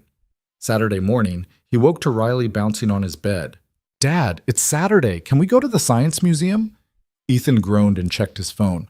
7:30. Buddy, it's early. I know, but you promised we could go this weekend and I want to see the robot exhibit before it closes. It doesn't close until next month. But what if it closes early? What if there's an emergency and they have to shut down the robots? Ethan couldn't help but smile at the 8-year-old logic. Okay, let me get coffee first, then we'll go. They took the train to the Museum of Science and Industry, Riley chattering the entire way about all the exhibits he wanted to see. The museum was crowded with weekend families, but Riley navigated it like a pro, dragging Ethan from robotics to space exploration to the submarine exhibit. At the robotics display, Riley stood mesmerized in front of a mechanical arm demonstrating precise movements. "How does it know what to do?" he asked. "Someone programmed it," Ethan explained. "They wrote instructions telling it exactly how to move, when to stop, what to pick up." "Could you do that? Program robots?" "Probably. It's similar to the engineering work I used to do, just different applications." Riley watched the arm complete another sequence. "I think robots are cool, but I like that you fix things for people more. Robots are just machines. People are machines too, in a way, just more complicated." "No?" Riley shook his head seriously. "People are different. People have feelings and families and stuff. Robots just do what they're told." Out of the mouths of children, Ethan thought. His 8-year-old son had just articulated something Ethan had been struggling with all week. The difference between doing work and doing work that mattered to actual human beings. They spent 4 hours at the museum, then got hot dogs from a street vendor and ate them on a bench in Grant Park. Riley swung his legs and talked about school, about his friends, about a girl named Emma who was apparently very good at math. "Do you like your new job, Dad?" Riley asked between bites. "It's interesting work," Ethan said carefully. "I'm helping make sure equipment works properly for soldiers." "Like you used to do before?" "Similar." "Do you miss it, being a captain?" Ethan thought about that. Did he miss it? Miss the responsibility, the problem solving, the feeling that his work protected people? Or did he just miss being someone other than the invisible guy in the maintenance uniform? "Sometimes," he admitted, "but I like being your dad more." "You can be both," Riley said, like it was the simplest thing in the world. "You can be a captain and my dad. Emma's mom is a doctor and her mom at the same time. It's complicated, buddy." "Why?" "Because being a captain meant I had to make really hard choices. And one time I made a choice that got people hurt. People I cared about." Riley frowned, processing this. "Was it an accident?" "Sort of. I thought I was making the right choice, but I was wrong." "But you didn't mean for people to get hurt, right?" "No, of course not." "Then it was an accident." Riley said this with the absolute certainty of a child who still believed the world was fair. "And when you have an accident, you say sorry and try not to do it again. That's what Mrs. Peterson tells us." Ethan pulled his son close, feeling the weight of that simple wisdom. "You're a pretty smart kid, you know that?" "I know," Riley said, grinning. I get it from you." They stayed in the park until the sun started setting, then headed home. That night, after Riley was asleep, Ethan sat at the kitchen table with his laptop and pulled up the Oraline files again. Not because he had to, but because he wanted to. He worked until midnight, making notes and refining solutions, feeling more alive than he had in years. And somewhere in those quiet hours, alone with his thoughts and his coffee, Ethan started to wonder if maybe, just maybe, Morrison was right. Maybe it was time to stop hiding. Sunday passed quietly. Ethan and Riley did laundry, cleaned the apartment, and watched movies. Normal life. Safe life. The kind of life Ethan had convinced himself was enough. But now he couldn't stop thinking about the work waiting for him on Monday, about Marcus's team implementing his fixes, about systems that would keep soldiers warm in places like Afghanistan and Alaska, about the difference between existing and actually living. That night he called Morrison. "Brooks, didn't expect to hear from you on a Sunday. I've been thinking about your offer, the permanent position." "And?" Ethan took a breath. "Tell me more about it. The specifics, hours, travel requirements, everything." He could hear the smile in Morrison's voice. "Now we're talking." They discussed the position for 40 minutes. A civilian engineering role overseeing cold weather infrastructure projects for the DoD. Based in Chicago, minimal travel, standard government hours, and benefits. It would mean stability, security, work that actually mattered. "I'm not saying yes yet," Ethan said when Morrison finished. "I need to think about it. Talk to my son." "That's fair. But Brooks, I need an answer by the end of the month. If you're in, I can fast-track the paperwork. If you're out, I need to find someone else." "Understood, sir." After the call, Ethan sat in the darkness of his living room, listening to the sounds of the building settling around him. Mr. Patterson's TV through the floor. Cars passing on the street below. The ordinary sounds of ordinary life. He thought about Riley's words at the museum. You can be both. Maybe the kid was right. Maybe Ethan had been creating a false choice, telling himself he had to pick between being a father and being an engineer, when really he could be both.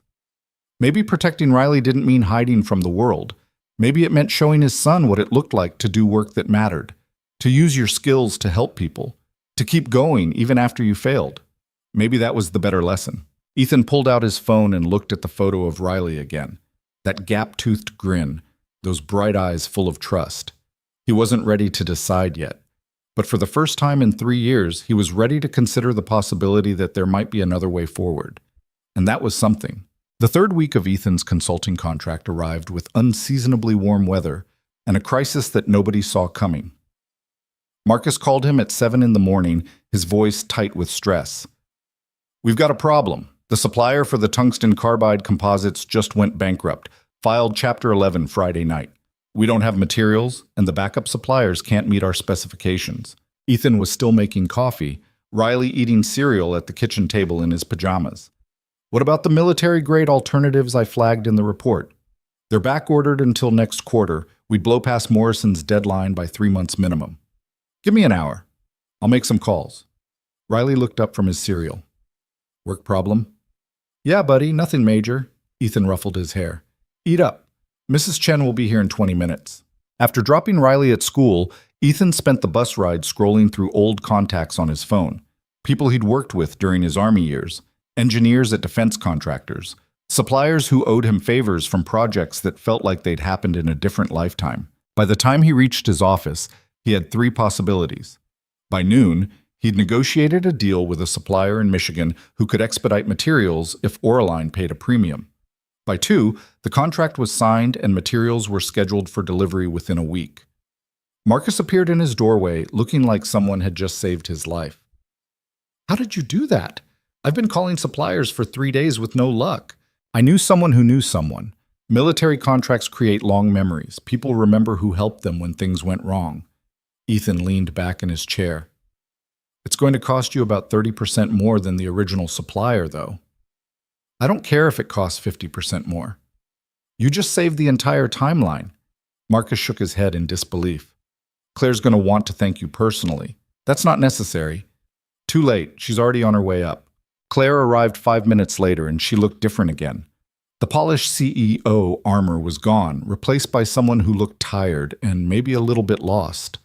She'd been working late every night, Ethan had noticed. Her car was always in the parking garage when he left at 5:30. "Marcus told me what you did," she said from the doorway. "Thank you." "Just doing what you're paying me for." "No, this was above and beyond. You didn't have to leverage personal relationships to save our timeline. You could have let us fail and walked away after the month was up." She stepped into the office. "But you didn't. And I need you to know that I see that. I see what you're doing here, and it matters." Ethan didn't know what to say to that, so he said nothing. Claire glanced at Marcus, then back to Ethan. "Can I talk to you privately for a minute?" Marcus excused himself, closing the door behind him. Claire sat down in the chair across from Ethan's desk, and for a moment she just looked out the window at Lake Michigan. "I've been thinking a lot about that day in the conference room," she said finally, "about the things I said to you. And I've realized something. I didn't just disrespect you.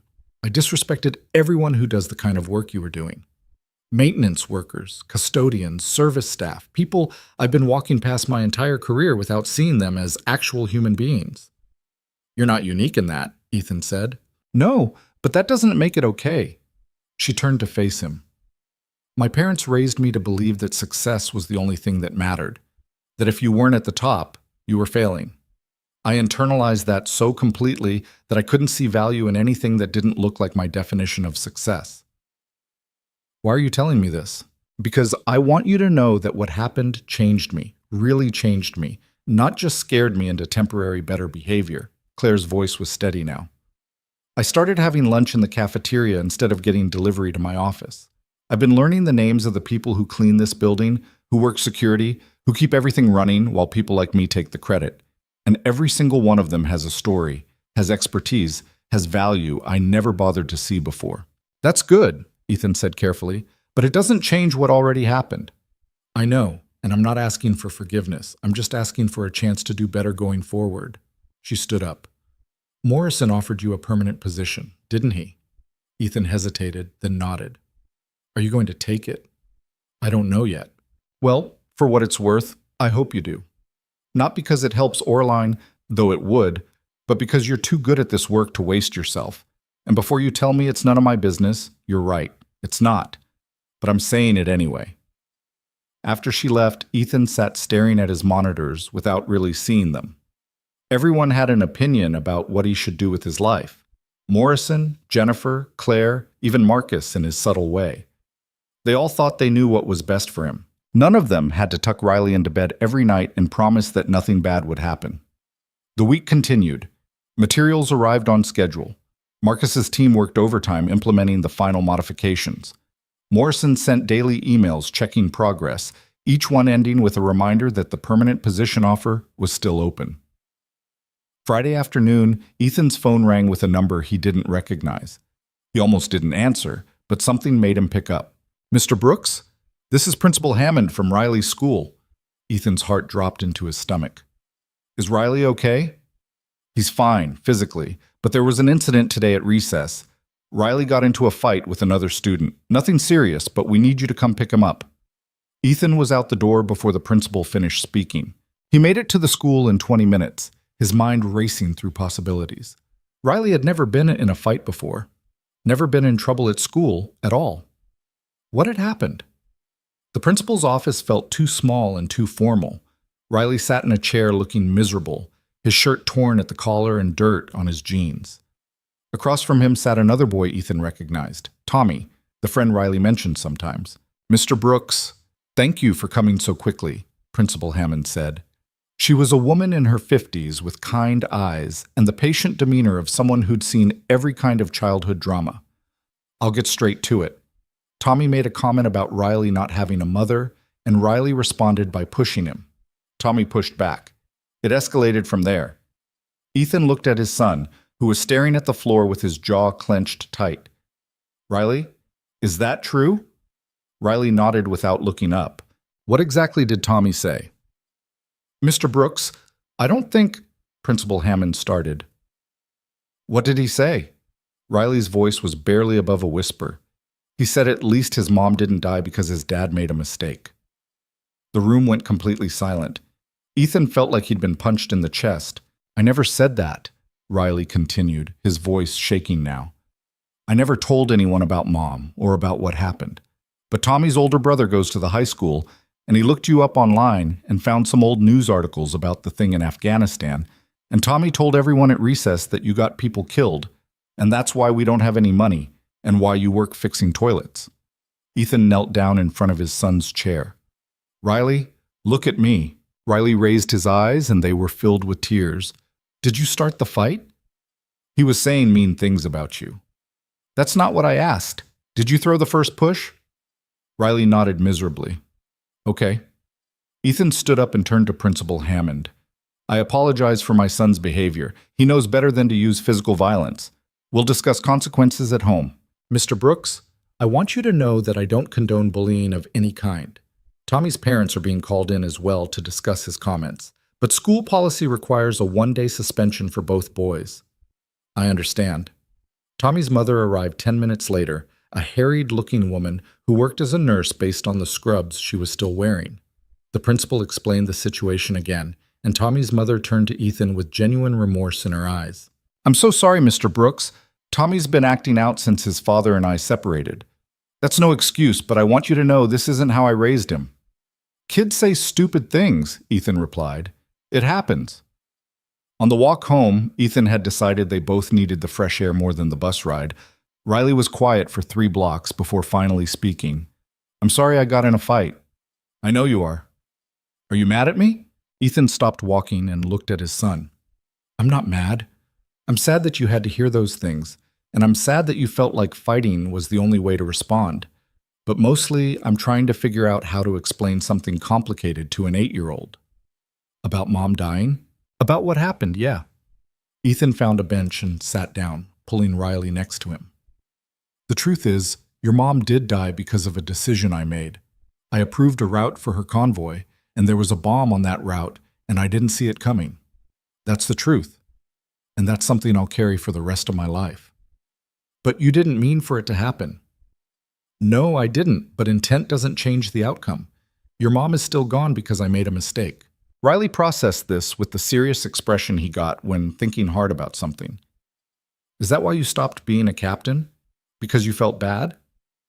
Partly, but also because I had you to take care of, and I didn't trust myself to make good decisions anymore. I was afraid that if I kept doing that kind of work, I'd make another mistake and someone else would get hurt. So you became invisible instead. The phrase caught Ethan off guard. What? That's what you told me once. That being a maintenance worker made you invisible. That people looked right through you like you weren't there. Riley looked up at him. Were you hiding from being a captain? Out of the mouths of children, Ethan thought again. His 8-year-old son had just cut through 3 years of justification and rationalization to the core truth Ethan had been avoiding. Yes, he'd been hiding. Yeah, buddy, I was hiding. But you're not invisible anymore, right? Because of your new job? No, I'm not invisible anymore. Riley leaned against his side. I think Mom would want you to not be invisible, even if it's scary. Ethan pulled his son close, feeling tears prick at his eyes for the first time in months. How'd you get so smart? I get it from you, Riley said, echoing his words from the museum, then quieter. Dad? Are you going to take the job Colonel Morrison offered you? You know about that? I heard you on the phone last Sunday. I wasn't trying to listen, but you were talking kind of loud. Riley pulled back to look at him. Are you? I don't know yet. It would mean big changes, more responsibility, more pressure, and if something went wrong, you'd handle it, Riley interrupted, because that's what you do. You fix things. That's what makes you good at being a captain. I'm not a captain anymore. Yes, you are. You'll always be a captain. It's who you are. Riley said this with the absolute certainty of a child who'd never doubted his father. And I think you should take the job, because you've been sad for a long time, Dad, and maybe doing captain work again will make you less sad. Ethan couldn't speak for a moment. He'd spent 3 years trying to protect Riley from the dangers of the world, from the possibility of losing another parent, from the weight of Ethan's own guilt and grief. And all along, Riley had been carrying his own weight, the weight of watching his father shrink himself smaller and smaller, trying to disappear. When did you get so grown up? Ethan finally managed. I'm 8 3/4. That's basically 9. They sat on the bench for a while longer, watching cars pass and people hurry by on their way to wherever Friday evening was taking them. Eventually, Ethan stood up and offered his hand. Come on, let's go home and figure out dinner. You're suspended Monday, so we'll have the day together. Maybe we can go back to the museum. Or you could teach me about thermal expansion coefficients. Ethan laughed, actually laughed, for the first time in what felt like forever. You don't even know what that means. I know it's something you're good at, and I want to understand the things you're good at. That night, after Riley was asleep, Ethan sat at the kitchen table with his laptop and pulled up the details Morrison had sent about the permanent position. He read through them carefully, really carefully, looking for the catch or the trap or the thing that would make it impossible, but there wasn't one. It was exactly what Morrison had described: meaningful work, reasonable hours, stability, and the chance to use his expertise to actually help people. The only thing stopping him was his own fear. He thought about Riley's words. You've been sad for a long time, Dad. Had he been sad? Or had he just been numb, going through the motions, existing but not really living? When was the last time he'd felt genuinely excited about something before this past month at Oraline? Ethan pulled out his phone and called Morrison. It was late, but the colonel answered on the second ring. Brooks, what's going on? I'll take the position, the permanent one, but I have conditions. Name them. Strict 9 to 5 schedule, no deployments, no travel that keeps me away overnight. And if Riley ever needs me, school emergency, sick day, whatever, I leave, no questions asked. Done. Anything else? Yeah. I want it in writing that if this doesn't work out, if I can't handle the pressure or I make another mistake like Kandahar, I can walk away without prejudice. No questions, no guilt trips, just a clean exit. Morrison was quiet for a moment. Brooks, you're never going to stop punishing yourself for Kandahar unless you forgive yourself first. But okay, I'll put it in the contract. You've got an escape hatch if you need it. Thank you, sir. Don't thank me yet. I'm going to work you harder than anyone has in 3 years. I'm going to expect excellence, and I'm not going to accept excuses. You good with that? Yes, sir. Then welcome back, Captain Brooks. Report Monday at 8. We've got work to do. The call ended, and Ethan sat in the darkness of his apartment, feeling something shift inside his chest. It wasn't happiness exactly, and it wasn't peace, but it was possibility. The chance to be more than he'd allowed himself to be for 3 years. The chance to stop hiding. Saturday morning, Ethan told Riley about his decision over breakfast. His son's face lit up with a smile that made every doubt worth it. You're going to be a captain again.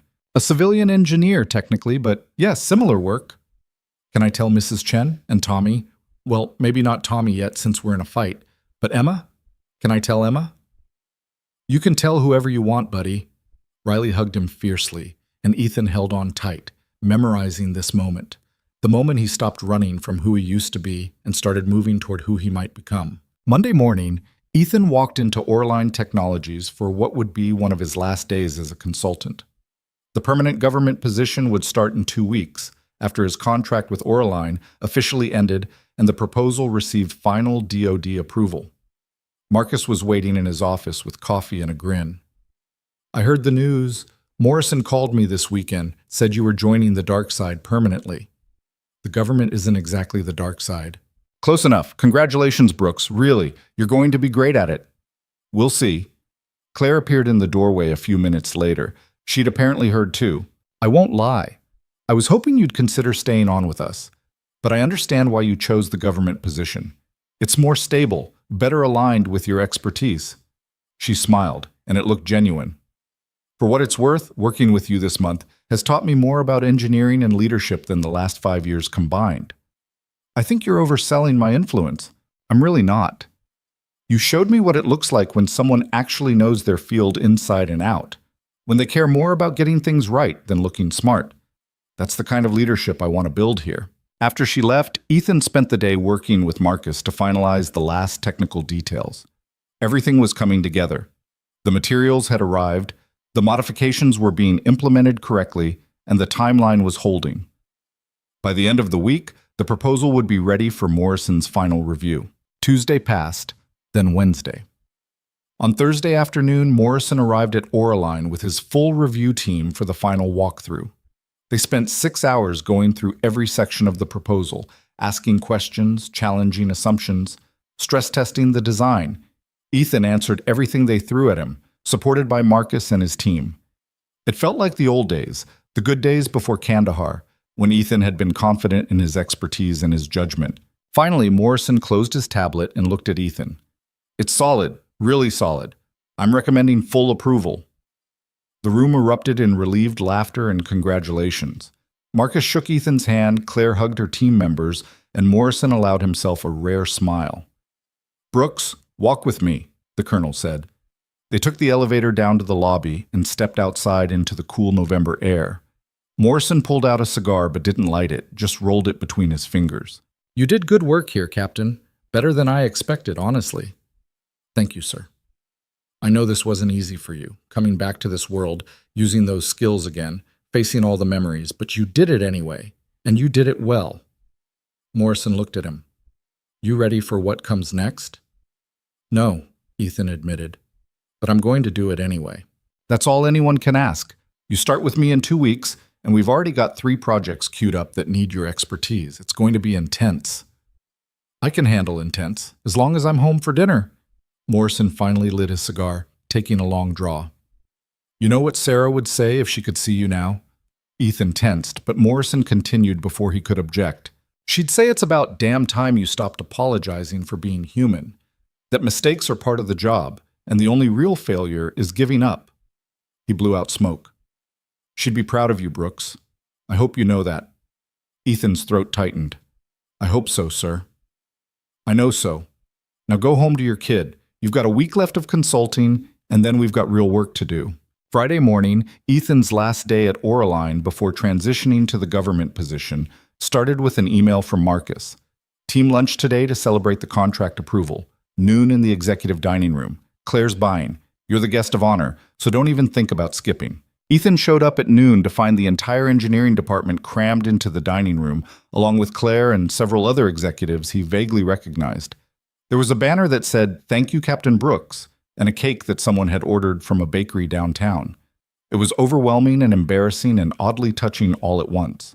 Marcus stood up and clinked his glass for attention. I'm going to keep this short because I know Brooks hates being the center of attention.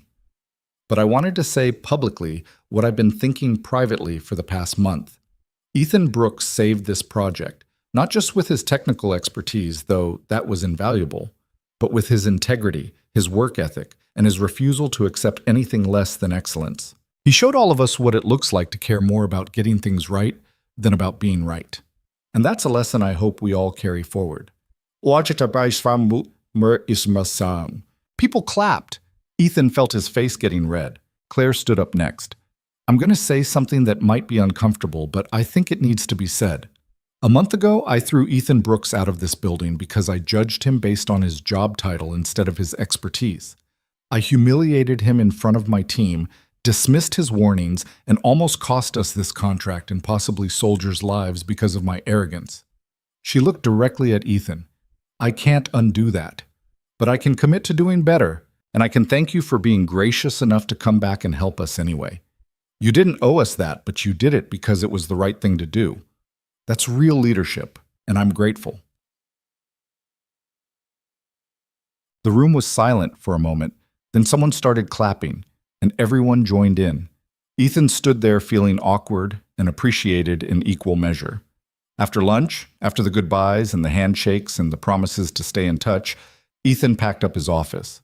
He didn't have much, a few personal items, the notes he'd accumulated, a framed photo of Riley he'd brought in during week 2. Marcus appeared in the doorway one last time. You're really leaving. Contract's up. New job starts Monday. I know, still feels weird. Marcus leaned against the doorframe. For what it's worth, you changed things here. Claire's already restructuring the engineering review process based on your feedback. We're hiring field engineers with actual deployment experience. We're building in the redundancies and safety margins you recommended across all our projects, not just this one. That's good. It's more than good. It's a fundamental shift in how we approach this work. And it happened because you showed us a better way. Marcus stuck out his hand. Thank you, Brooks, for everything. Ethan shook his hand, surprised to find he was actually going to miss this place. Miss the work, miss the team, miss the feeling of making things better. Take care of yourself, Marcus, and keep pushing for excellence. Don't let them cut corners just because I'm not here to call them out. I won't, I promise. Ethan took the bus home for the last time as a consultant, watching the city slide past the windows. In 2 weeks, he'd be riding the same route to a different building, a different office, a different future. The thought was terrifying and exhilarating in equal measure. Riley was waiting when he got home, bouncing with barely contained energy. Did you finish? Are you done with the consulting job? All done, buddy. So now you're just dad for 2 weeks? Exactly. Just dad. What should we do with all that time? Riley grinned. Everything. And they did. They went to the museum 3 more times. They saw 2 movies. They spent an entire day at the library reading every book about robots and engineering that Riley could reach. They cooked dinners together, took long walks through the neighborhood, and stayed up late watching documentaries about space exploration and infrastructure systems. It was the best 2 weeks Ethan had spent since Sarah died. On Sunday night, the evening before his first day at the new job, Ethan tucked Riley into bed and sat on the edge of the mattress like he always did. You nervous about tomorrow? Riley asked. Terrified, Ethan admitted. That's okay. Mrs. Peterson says being nervous means you care about doing a good job. Mrs. Peterson's pretty smart. I know. Riley hugged his stuffed dinosaur. You're going to be great, Dad. I believe in you. Ethan kissed his forehead. I love you, kid. More than anything in this world. I love you too, even when you're nervous and weird. After Riley fell asleep, Ethan stood in the doorway for a long moment, watching his son breathe. 3 years ago, he'd walked away from his career because he couldn't imagine trusting himself again. Couldn't imagine that he deserved to do important work after the mistakes he'd made. But Riley believed in him. Morrison believed in him. Marcus and Claire and even Jennifer Park believed in him. Maybe it was time to start believing in himself. Monday morning came too fast. Ethan dropped Riley at school, rode the bus downtown, and walked into the government building where Morrison's office was located. The security guard checked his credentials and directed him to the 7th floor. Morrison was waiting in a conference room with 3 other engineers and enough technical documentation to fill a small library. Brooks? Right on time. Coffee's on the side table. Grab a cup and let's get started. We've got a heating system failing at Fort Greely, Alaska, and 18 soldiers in temporary barracks because their primary facility is uninhabitable. I need you to figure out why and how to fix it. Ethan poured coffee and sat down at the table, looking at the failure reports and system diagrams Morrison spread out in front of him. The familiar equations and specifications, the challenge of solving a problem that mattered, the knowledge that his expertise could make a difference. This was who he was. Not invisible, not hiding. Just someone trying to keep the lights on and the heat running for people who needed it. He pulled the documents closer and started reading, his mind already working through possibilities. Behind him, Morrison smiled and turned to the other engineers. Okay, people, let's get to work. 6 months later, on a warm spring afternoon, Ethan sat in the bleachers at Riley's school, watching his son play in the annual kickball tournament. Riley wasn't particularly athletic, but he was enthusiastic, and that counted for something. Mrs. Chen sat beside him, along with a few other parents he'd actually gotten to know over the past months. Tommy's mother was there too. Their sons had reconciled after the suspension and were friends again, the way kids could be. "How's the new job going?" Mrs. Chen asked. "Good. Busy but good. We just got approval on a cold weather infrastructure project that'll improve heating systems at 15 military bases. It's going to save the DoD about $40 million over the next decade." Fancy, Mrs. Chen said with a smile. But are you happy? Ethan thought about that. Was he happy? He was tired a lot. The work was demanding, the problems complex. He still woke up some nights remembering Kandahar, still carried the weight of Sarah's death. But he was also doing work that mattered, using his skills to help people. Coming home every night to Riley and helping with homework and being present, not hiding anymore. "Yeah," he said, "I think I am." Riley spotted him in the bleachers and waved enthusiastically. Ethan waved back, feeling something warm settle in his chest. After the game, Riley's team lost spectacularly, but nobody seemed to care. They walked home together through the neighborhood. Spring was making everything green again, flowers blooming in yards, people out on their porches enjoying the weather. "Dad," Riley said as they turned onto their street. "Yeah, buddy? I'm proud of you." Ethan stopped walking. "You're proud of me?" "Yeah. You were scared to go back to being a captain, but you did it anyway. And now you're helping people and you're not sad all the time anymore. That's brave." Ethan crouched down and pulled his son into a hug, not caring that they were in the middle of the sidewalk. "You know what? I'm proud of you too, for being patient with me while I figured things out, for believing in me even when I didn't believe in myself. That's what family does," Riley said simply. "We believe in each other." "Yeah," Ethan agreed. "That's it. That's exactly what we do." They walked the rest of the way home, hand in hand, a 32-year-old engineer and his 8-year-old son, both of them still figuring things out but doing it together. Inside their apartment, Ethan started dinner while Riley spread his homework across the kitchen table. The evening routine they'd perfected over 3 years, now with the added security of steady employment and a future that looked less terrifying than it used to. Ethan's phone buzzed with a text from Morrison. "Good work on the Alaska report. DoD brass is impressed. Keep it up." He smiled and put the phone away. There would be more projects, more problems, more chances to make mistakes and hopefully get things right. But for now, there was just this: dinner cooking on the stove, his son working through multiplication tables, and the quiet satisfaction of a life that finally felt like it was moving forward instead of just treading water. Later that night, after Riley was asleep, Ethan stood at his bedroom window looking out over the city. Somewhere out there, soldiers were staying warm in bases he'd helped design. Systems were running properly because he'd caught the errors nobody else saw. People were safer because he'd stopped hiding and started using his expertise again. He thought about Sarah, about what she might say if she could see him now. Morrison had been right about that too. She wouldn't want him punishing himself forever. She'd want him living, working, being the father Riley deserved, and the engineer the world needed. Ethan pulled out his phone and looked at the old photo he still kept. His team in Afghanistan, all of them smiling despite the heat and dust and danger. Sarah was in the middle, her arm around Lieutenant Reeves, both of them young and alive and unaware of what was coming. "I'm trying," Ethan whispered to the photo. "I'm really trying." He put the phone away and climbed into bed, exhausted but content. Tomorrow there would be more work, more challenges, more opportunities to mess up or get things right. But tonight, there was just this: a quiet apartment, a sleeping child, and the knowledge that he'd finally stopped running from who he was. Captain Ethan Brooks. Engineer, father, someone who fixed things. And maybe, finally, that was enough. The story of Ethan Brooks didn't end with dramatic redemption or perfect resolution, because real life rarely works that way. It ended with a man learning that the opposite of hiding isn't fearlessness. It's showing up scared and doing the work anyway.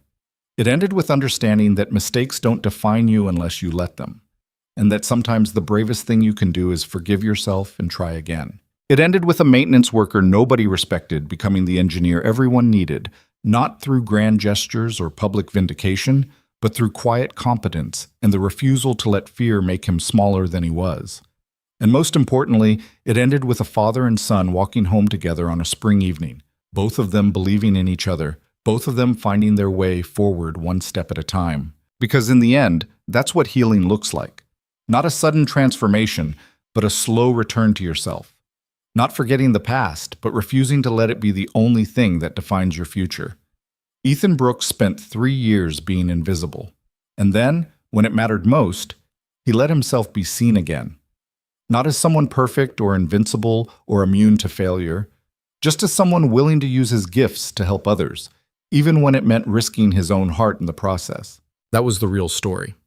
Not about genius or recognition or proving everyone wrong, but about a man who learned that sometimes the most important light you can keep from going out is your own.